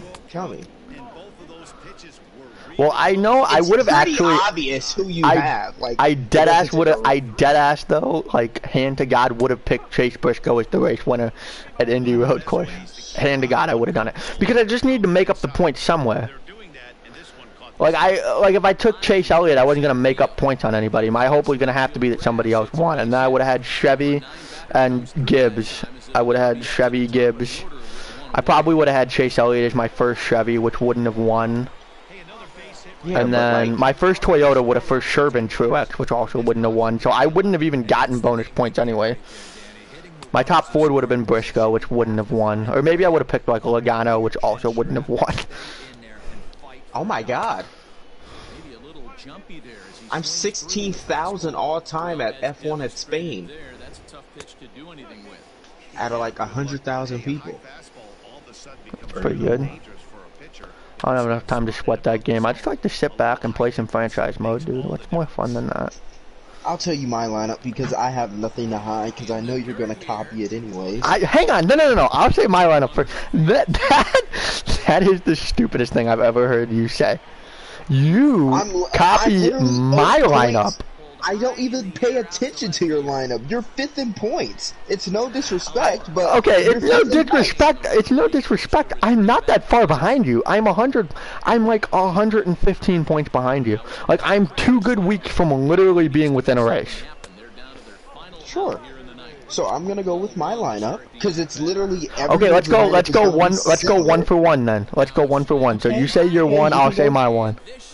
Larson. That's pretty obvious. That's pretty Alright, obvious. I have Kyle Busch as my 1. I mean, yeah. Okay.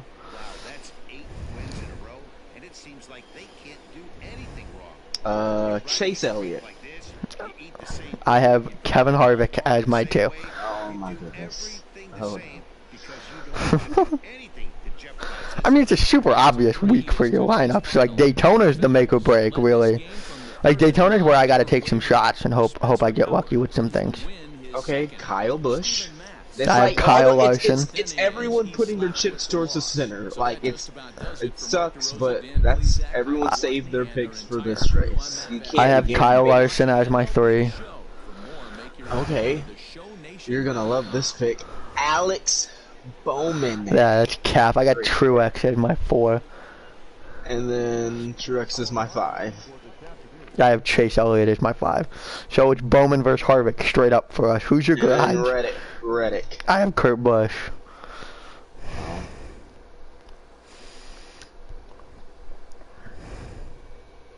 All I'm gonna say.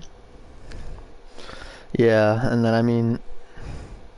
No! I invalidated the lap time. I don't know what's wrong with my sliders, dude. Like, I have my power down, I have my solid hits down. It's a Canadian Tire. Is the CPU power too low? But I gave them crazy timing and good solid hits. I guess I'll raise the power by 1. No! I got... Hale State says Ignition is going to throw a curve in all the league's plans. It'll be interesting to see which league survive the change. Hennessy is in a good spot due to its big size no matter what changes. Well, there's so much that I want to do, but... There's what? There's so much that I want to do differently, but... Well, we'll have the off-season talk. I wanted to say this to you in the party instead of... I don't think we need a draft, and I'm going to tell you why. There's so many flaws because we were in a party in the SIP chat talking about it. I think the draft idea... Listen. Electric and Jackson said they don't want to... No matter what happens, they don't want to go...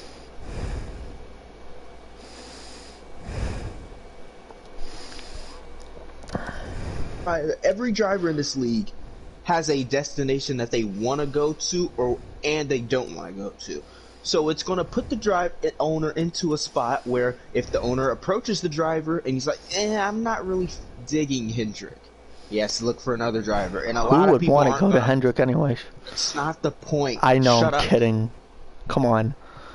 It's going to put the owners in a bad spot where I think maybe in season 5 when we know what's going to happen, once we know how the game works and all that, then we do a free agent or a draft. But I don't think we should do it on a brand new game when we really don't know what's going to happen. I think we should, once we know, like, oh, that's how this works, that's how that works, that's what this track does, then I think we should push a draft. But I don't think we should put the drivers in a spot where, because if a driver doesn't want to go to a team, it shouldn't be that part like, oh, I don't want to go to SHR. Well, if you don't want to go there, then you can't race. I don't think we should put the driver in that spot or half the league in that spot. Because then okay. Well, okay, so my first off thing is that I also am not sure about the draft. Like, I go back and forth on it. Like, I think that it has, like, a lot of good to it, but I also see that there are some negatives to it. We always thought to take care of the... How do you say it? To take care of... Like, the problem with drivers not wanting to go to a specific team was that we'd just have, like, a thing that you could fill out, and you could be like, this is a team I would, like, you could basically, like, exempt a team, and then everybody would have it. Like, all the owners would know, okay, but then also, like, if 3/4 of the league doesn't want to go to Gibbs or doesn't want to go to Roush, then, like, Gibbs and Roush are fucked. Like, who they can pick is, like, extremely limited, which isn't really fair. I think that the problem with... I think the teams, like, now generally are set the way they are, and I think that if we potentially change around who are owners and who are admins, like if we shift that stuff, then it might fix the issues. Because I feel like, you know what I mean? Yeah, I like, just don't think like I feel like should... I feel like no one wants to, like, Sharp is actually a good owner, but nobody knows about it because he doesn't talk in the main chat, but I see what he does in the Penske chat. Like, he's a good owner. If we had someone go to Roush, like, I think Fluffy is, like, a great admin. As an owner, I think he's, like... I think Dalator would be a better owner. Sorry, you hear that jet fly over my head? Yeah.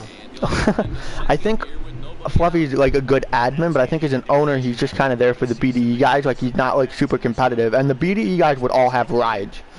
You know what I mean? Like, it's not like they wouldn't have rides, but to put them all on the same team. I wouldn't sign them in my Yeah, no, I think most of them. Like, I would sign Jason Cole. I would sign to a truck ride. I would sign.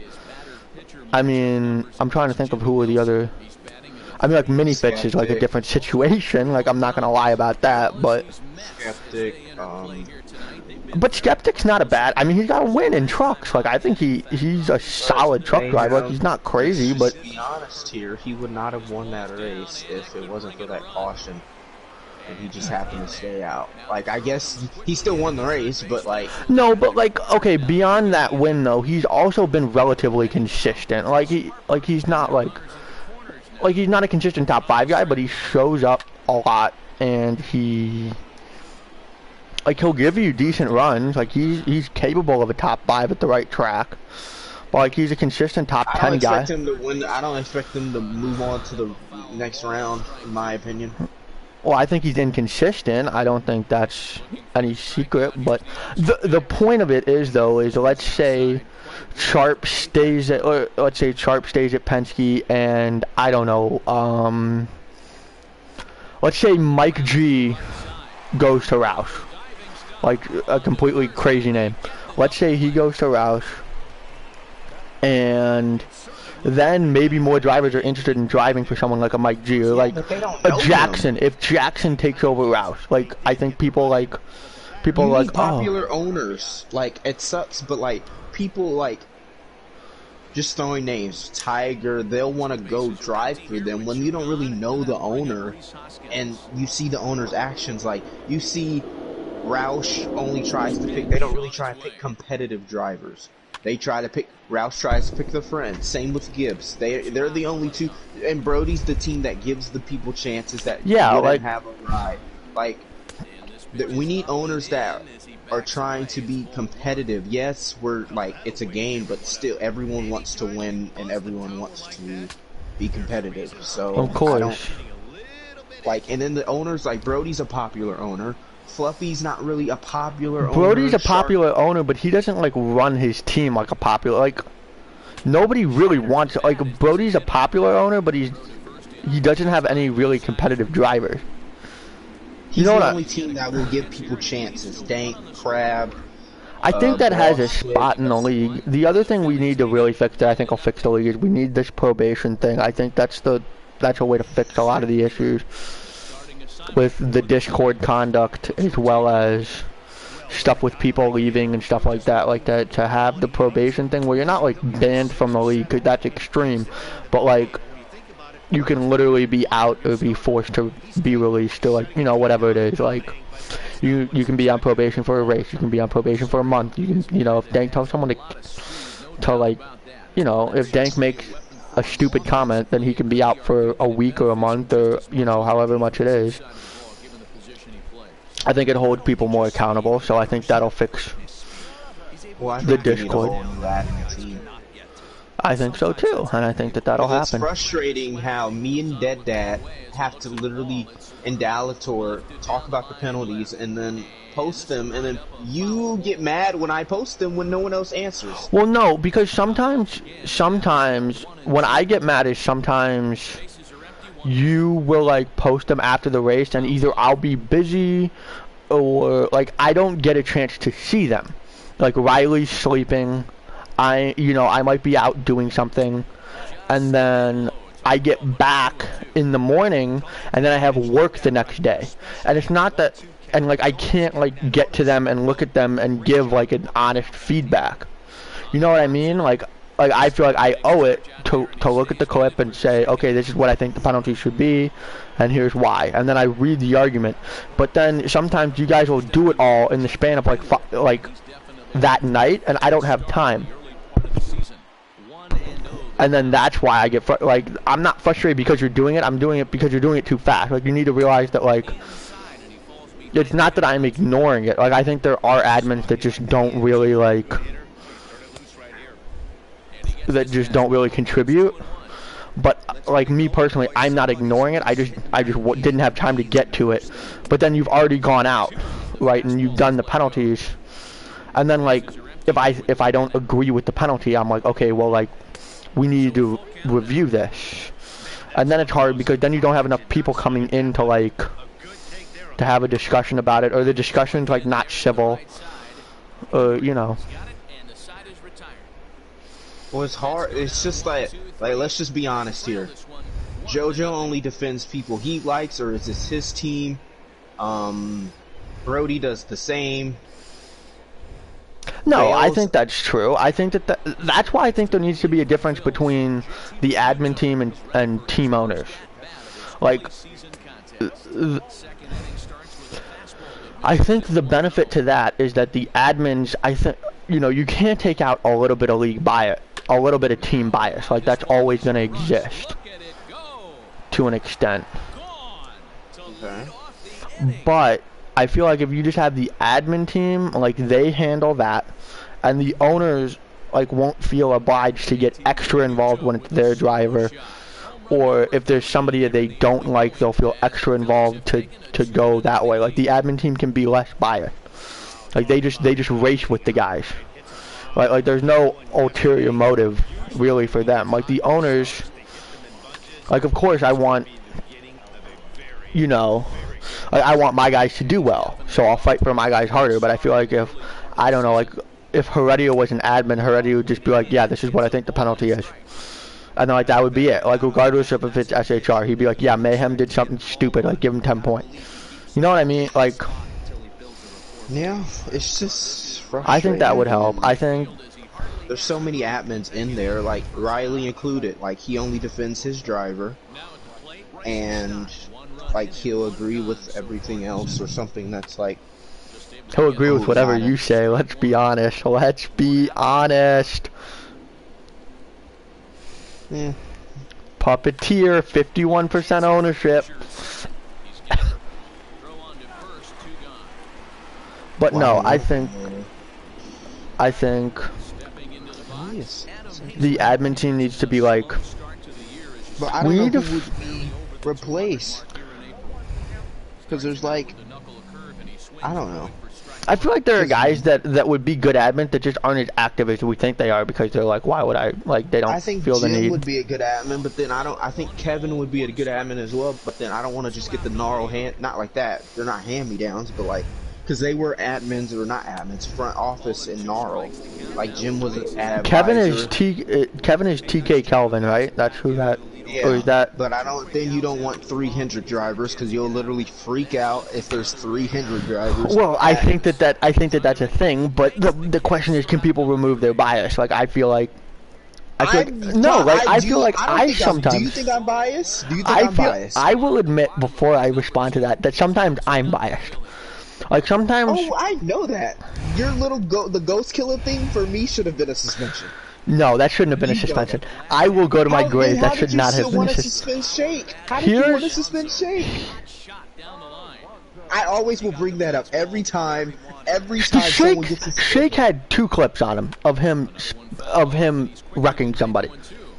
But it wasn't regardless of what the NBD clip was. He hung a left down a straightaway on me, and he hung a left down a straightaway on NBD. But how? Okay, that's the point. So how is that different from Ghost Killer's penalty? Because Ghost Killer didn't wreck Tiger as hard. Like, okay, so here's no. It would have been a suspension. It's a fair. Like, yes, if Tiger would have spun out. If Tiger would have spun out and gotten like 25 seconds of damage, it would have been a suspension. No question. What makes it different in my eyes is that it's clearly a lag bubble. Like, you can see it. Even Tiger was like, yeah, man, like, it was fine. Tiger didn't really care because he knew he could pass him just on speed. He knew that. Right, but I think that there's something to be said for the fact that that happened and Ghost Killer went, oh shit, I didn't mean to do that. Right? I thought he was like, scared. he said, he went, oh shit, I didn't mean to do that. Like, on my screen I was clear, but there was obviously a lag bubble.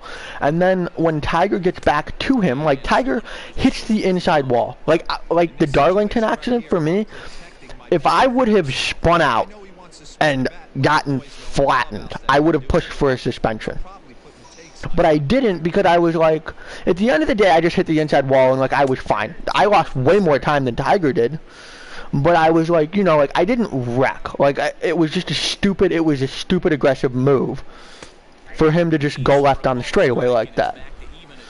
Right? And even on his screen, he didn't even have the lag bubble defense. So Tiger just kind of scrapes the inside wall, or he hits it relatively hard, but then he gets back, and then Ghost Killer the next lap when Tiger gets to him just pulls over and like take the spot. I feel like there was no intent behind it, and it wasn't a wreck. If that makes sense, like that was what differentiated it. That's why it wasn't a suspension for me. Like, regardless of if Tiger won the race, if Tiger would have spun out, if Tiger would have gone right, like would have gone perpendicular into the outside wall, then it would have been a suspension in my eyes. Like, then I wouldn't have had a defense for it. I want your explanation on keeping Crab and keeping Dank.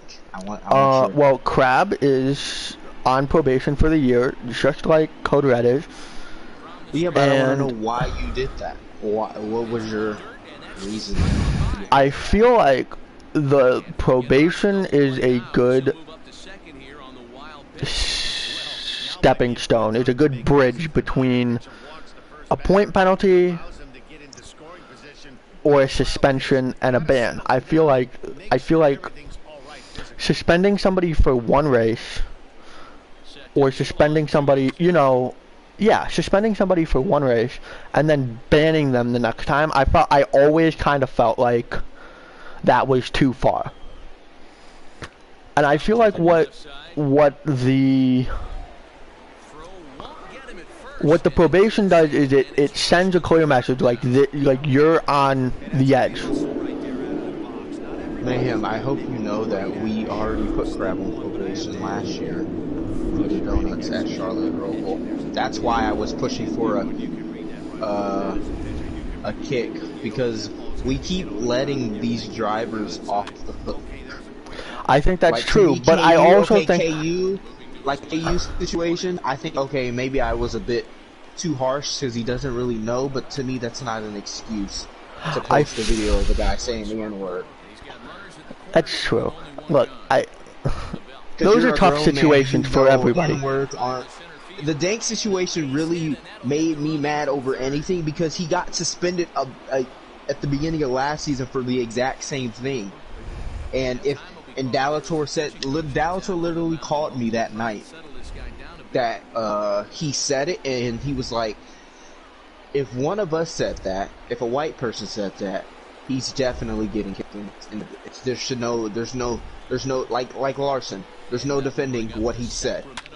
But yeah, since it's to me, I get he's black and I'm black too, but like, if he can't say it, if white people can't say it, then I don't think Dank should say it in the main chat and it be okay. Because if someone else responds to it, then they're kicked, right? That's where everyone's like, be consistent. This is me trying to be consistent because I got kicked out of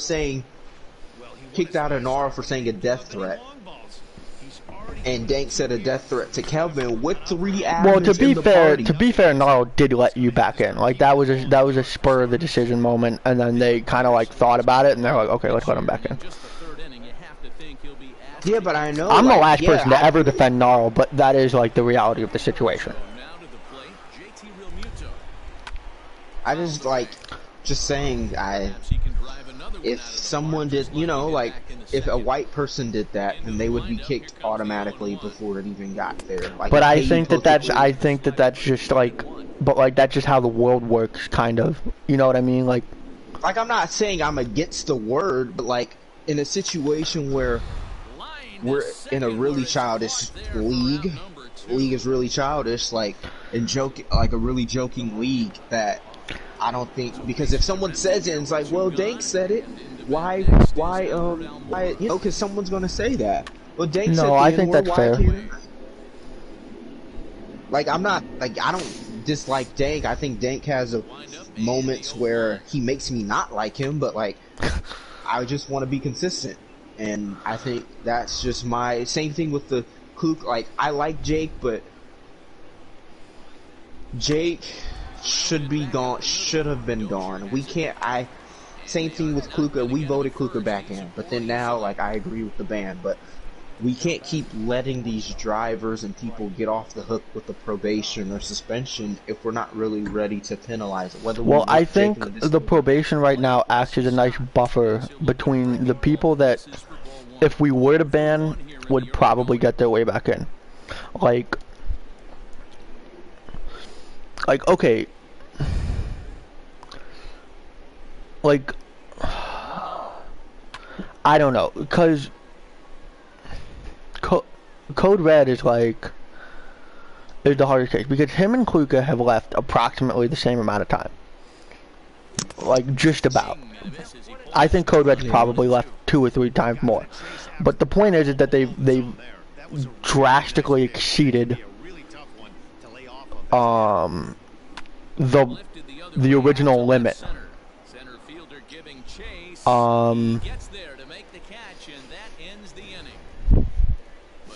What was I gonna say?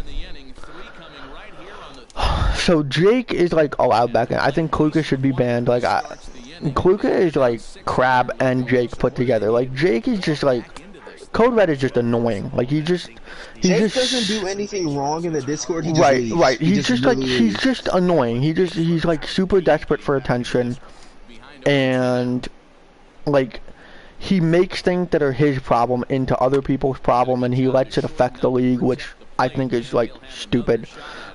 But to be fair, like, he doesn't really cause fights in Discord. He's just kind of like, oh, I'm sad, or you know, whatever's going on. And then we're like, okay, and then he leaves, and then he, you know, takes a couple hours and he calms down, and then he wants to come back and he begs to come back. Right, like Kluka like legitimately makes people hate him and starts stuff in the league, and then he leaves the one time a race doesn't go the way he wants it to. And then he does the same thing where he's like, oh, I'm sorry, like, you know, like Kluka causes problems, like Crab causes problems. But Crab doesn't really leave the league. Like, Crab's left the league twice, but that's within the rules. No, there's a difference. Crab's like, he acts like he doesn't care, then when we kick him, he comes running back, begging, praying on his knees. Right. I think he's just an instigator, and I think the last time we kicked him and we almost didn't let him back in was kind of like him realizing, okay, like, they're actually like fed up. And then I was like, look, like, you can come back, but like, if there's any other issues, we're banning you, and you're not allowed to race this year as a punishment. And to be fair, he hasn't really had any issues since.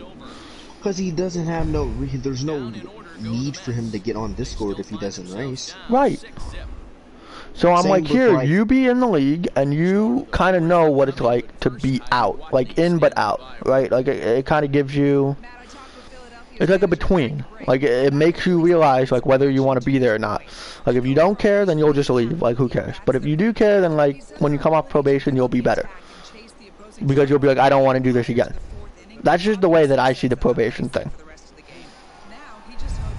Well, I think the next time they do something, then they shouldn't be allowed back in. Dank. No, I think that's true. Not like any penalty, like Spotify 10-point penalty, but something severe, like if Dank gets mad, has his little outburst again, and goes cursing everyone out, then I think it should be a ban. And then, I think Crab, if maybe next year or something like that. Then he's gone. I think Dank, I would argue, would just be put on probation for the year, and then I think he would just dig himself. He would dig himself back into the hole, and then we would just kick him anyways. But we've already put him on We've already put him on tier 3 suspensions twice in 2 seasons. That's my point. Yeah, Crab hasn't really had Crab's only had 1 or 2 race on track incidents. Yeah, Crab's had a couple. Remember. Well, he had the T3 when he did the donuts at Roval, and then he just has like bad clips where he's just like super aggressive and he like causes somebody to wreck, like not intentionally, but I don't know. I think we're also getting to the point where the league's big enough to where we can kind of filter those guys out eventually too. I feel like last year we didn't really have the luxury of enough guys. Like now we actually have guys that are like Hale State would be a good Xfinity driver. Like I'm pissed that he doesn't. Stop. I think Hale State. No, stop. Hale State could beat Dead Dad. Nope. I would take Hale State over Dead Dad in most races. I gotta go. Okay. It's Becca time. Nope. Bye. Hale State is a truck driver. That's it. Hale State will not win a championship in Xfinity. No, I don't think he'll win a championship in Xfinity, but I think that he would he wouldn't be that bad. Doesn't he have a win? Did we overturn his win, or does he have a win? He has a win because it got overturned. No, he has a win. No, he won the Dega race at Dega. Right, because somebody else got it overturned. Jay Phillips went below the yellow line. Oh, I'll never forget that. He was on my team too. Yeah. That was back when I had the colleague cars year 1. Oh, what a time.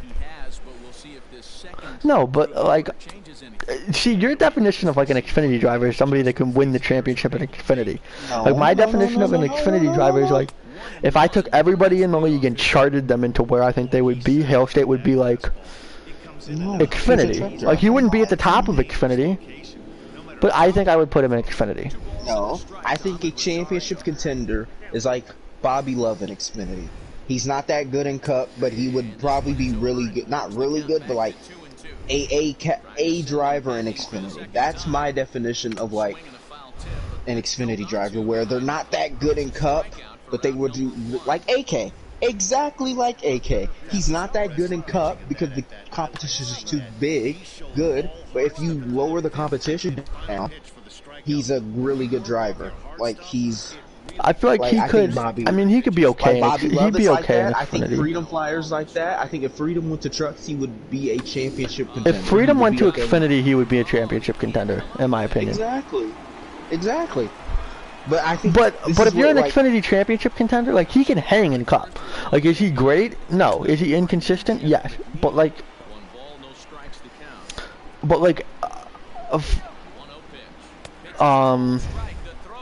Freedom could get top 5s in Cup, and I wouldn't be super shocked. Like if Freedom got a top 5 at Daytona or Darlington, I'd be like, yeah. I'd be like, yeah, like he's a good driver.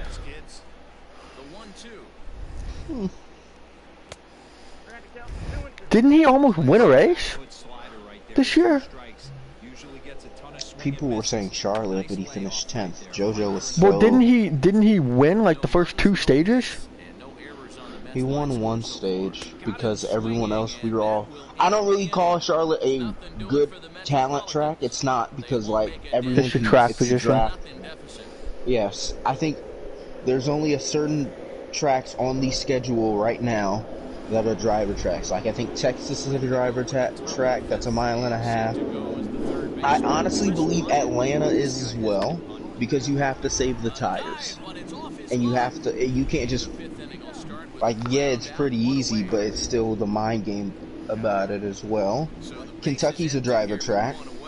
I think Homestead's a driver track. Chicago. And I think Chicago is too easy. To me, Vegas is a driver's track. Those are the only 1.5 miles that I see. Darlington as well. Well, those are like 70% of the 1.5 miles. That's like more than half of the 1.5 miles. Yeah, but no. Yeah. Right. The tracks that you can really spread out in quickly, like Vegas, You can spread. There's a lot of off throttle time in that. Homestead as well. Chicagoland, there's not really a lot of off throttle time. Kentucky, there's a lot of off throttle time. Texas, not really. No, but Chicago, you separate. Yeah, everyone separates. Like, see, that's the thing on Charlotte. You can go like 30 laps and the field will still be right, like, within a few seconds compared to like another track. But I don't. Back to the original. I think they should have been gone. I think the free agency. I think we just need until we like. I don't know. We need to have a league-wide vote on it, whether there's going to be a draft or not. People are going to want to vote for that, and I get it, but I don't think we need to just be safe. I don't want to put us in a worse spot because if it's not broken, don't fix it. I don't think the way that's true. I also think there's something to be said for. I think that if we need to vote, it needs to be like one of those super majority votes where like you're required to get like if it's 50-50, it's not going to happen. If it's 55-45, it's not going to happen. If it's like 65-35, then I think it would be like. Then I think you would be like, okay, yeah. Even if it's 60-40, I'd be like, look, like if the league almost split on it, like it would have to be an overwhelming like 2/3 majority.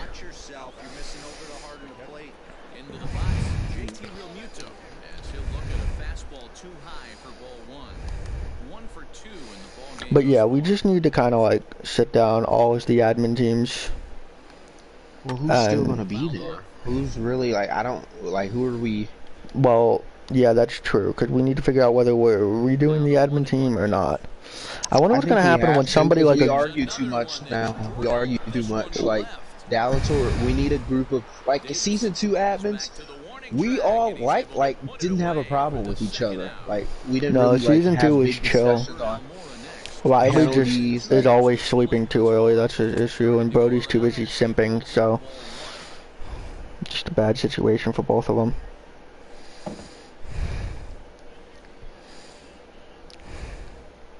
And Brody being like on calls with Jen next to him was the funniest fucking thing.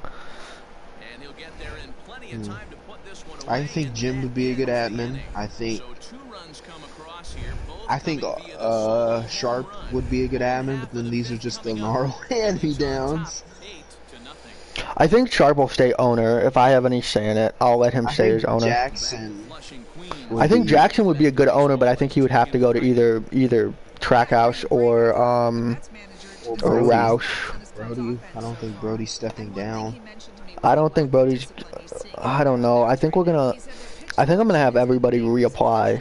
And like some people will like get it back, but like I do want everyone to like have a chance. Like if you think you should be an owner, or you think you would be a good owner, like I'd like everybody to like kind of make their case, if that makes sense. And then I think like there's nothing wrong with having options. That's how, you know, like iron sharpens iron. I also think that people think being an owner is one thing, and then being an owner is a different thing. Like ask Soaps.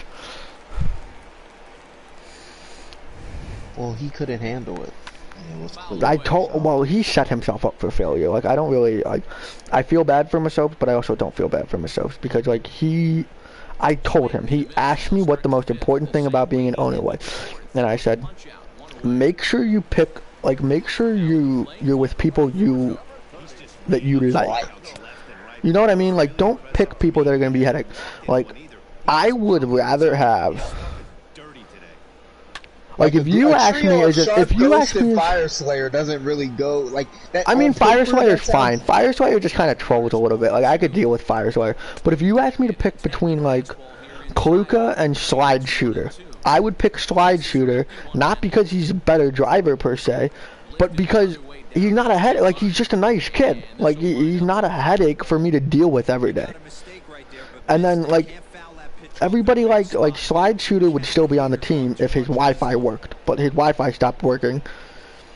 Well, in my opinion, I would have picked Slide Shooter over Papo Musa. Papo is hilarious because he's active in the team chat every once in a while. Like he pops up every day or two. washout, so we'll see if he can fare any better. But then we're like, why aren't you racing? And he like won't acknowledge it. He'll be like, I will. And then like he doesn't answer on race day. That's why I would have gotten rid of him, because I like, would have. No, he was in the league last year and did the same thing. Was he? I don't remember him being in the league. Here's what happened. When I signed him, Heredia was like, hey, you should check this guy out. I said, okay. And I was like, hey man, like, will you be able to race? And this was like a day or two before the deadline. And he was like, yeah, like, I can race, like, no problem, like, I'm super excited, like, thank you for this opportunity, whatever. I was like, alright, great. And then, I think that was, like, the Monday. That was, like, Monday afternoon of the race, and then the rosters closed on Wednesday or something, was the thing. So he didn't show up to the Monday race, but I asked him, and he was like, hey man, like, I just had something pop up. He's like, I'll be there next week, like, don't worry. I was like, okay, but then the deadline passed. Like, if I would have, you know, if I would have, I would have taken slide shooter's lag and lagging out and just not showing it at all. Like, Mr. Huff doesn't even show anymore, and he's been online, so.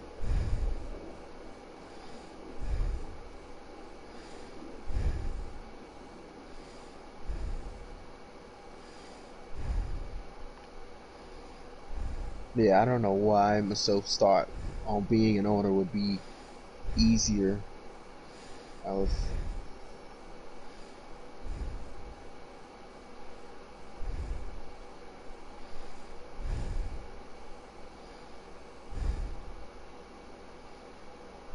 AK literally told me this morning he thinks you should be owner of Hendrick. You think who should? I should be owner.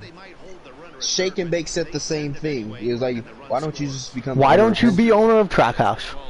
I'm not doing. I'm only being owner for the team I like to like drive. I can't imagine me and Hennessy with another driver in the 88. Nope. Oh my god, dude, chill out. It's not that deep. This is what annoys me about you sometimes. It's like, it's not this deep, man. Like, just, it's a game. Just, I get it. Yeah, I get it. You're a Hendrick guy. You can have your superpower alliance with Hendrick and Trackhouse. Right? You guys can have your magic alliance. That team wouldn't be there if I was there. Let's just be honest. Who? Half of the Trackhouse team wouldn't even be there right now. Yeah, of course. But I think there are a lot of drivers that would want to race for you. So like, it's not a question of. I'm basically the owner of Hendrick. It's a 50-50 part.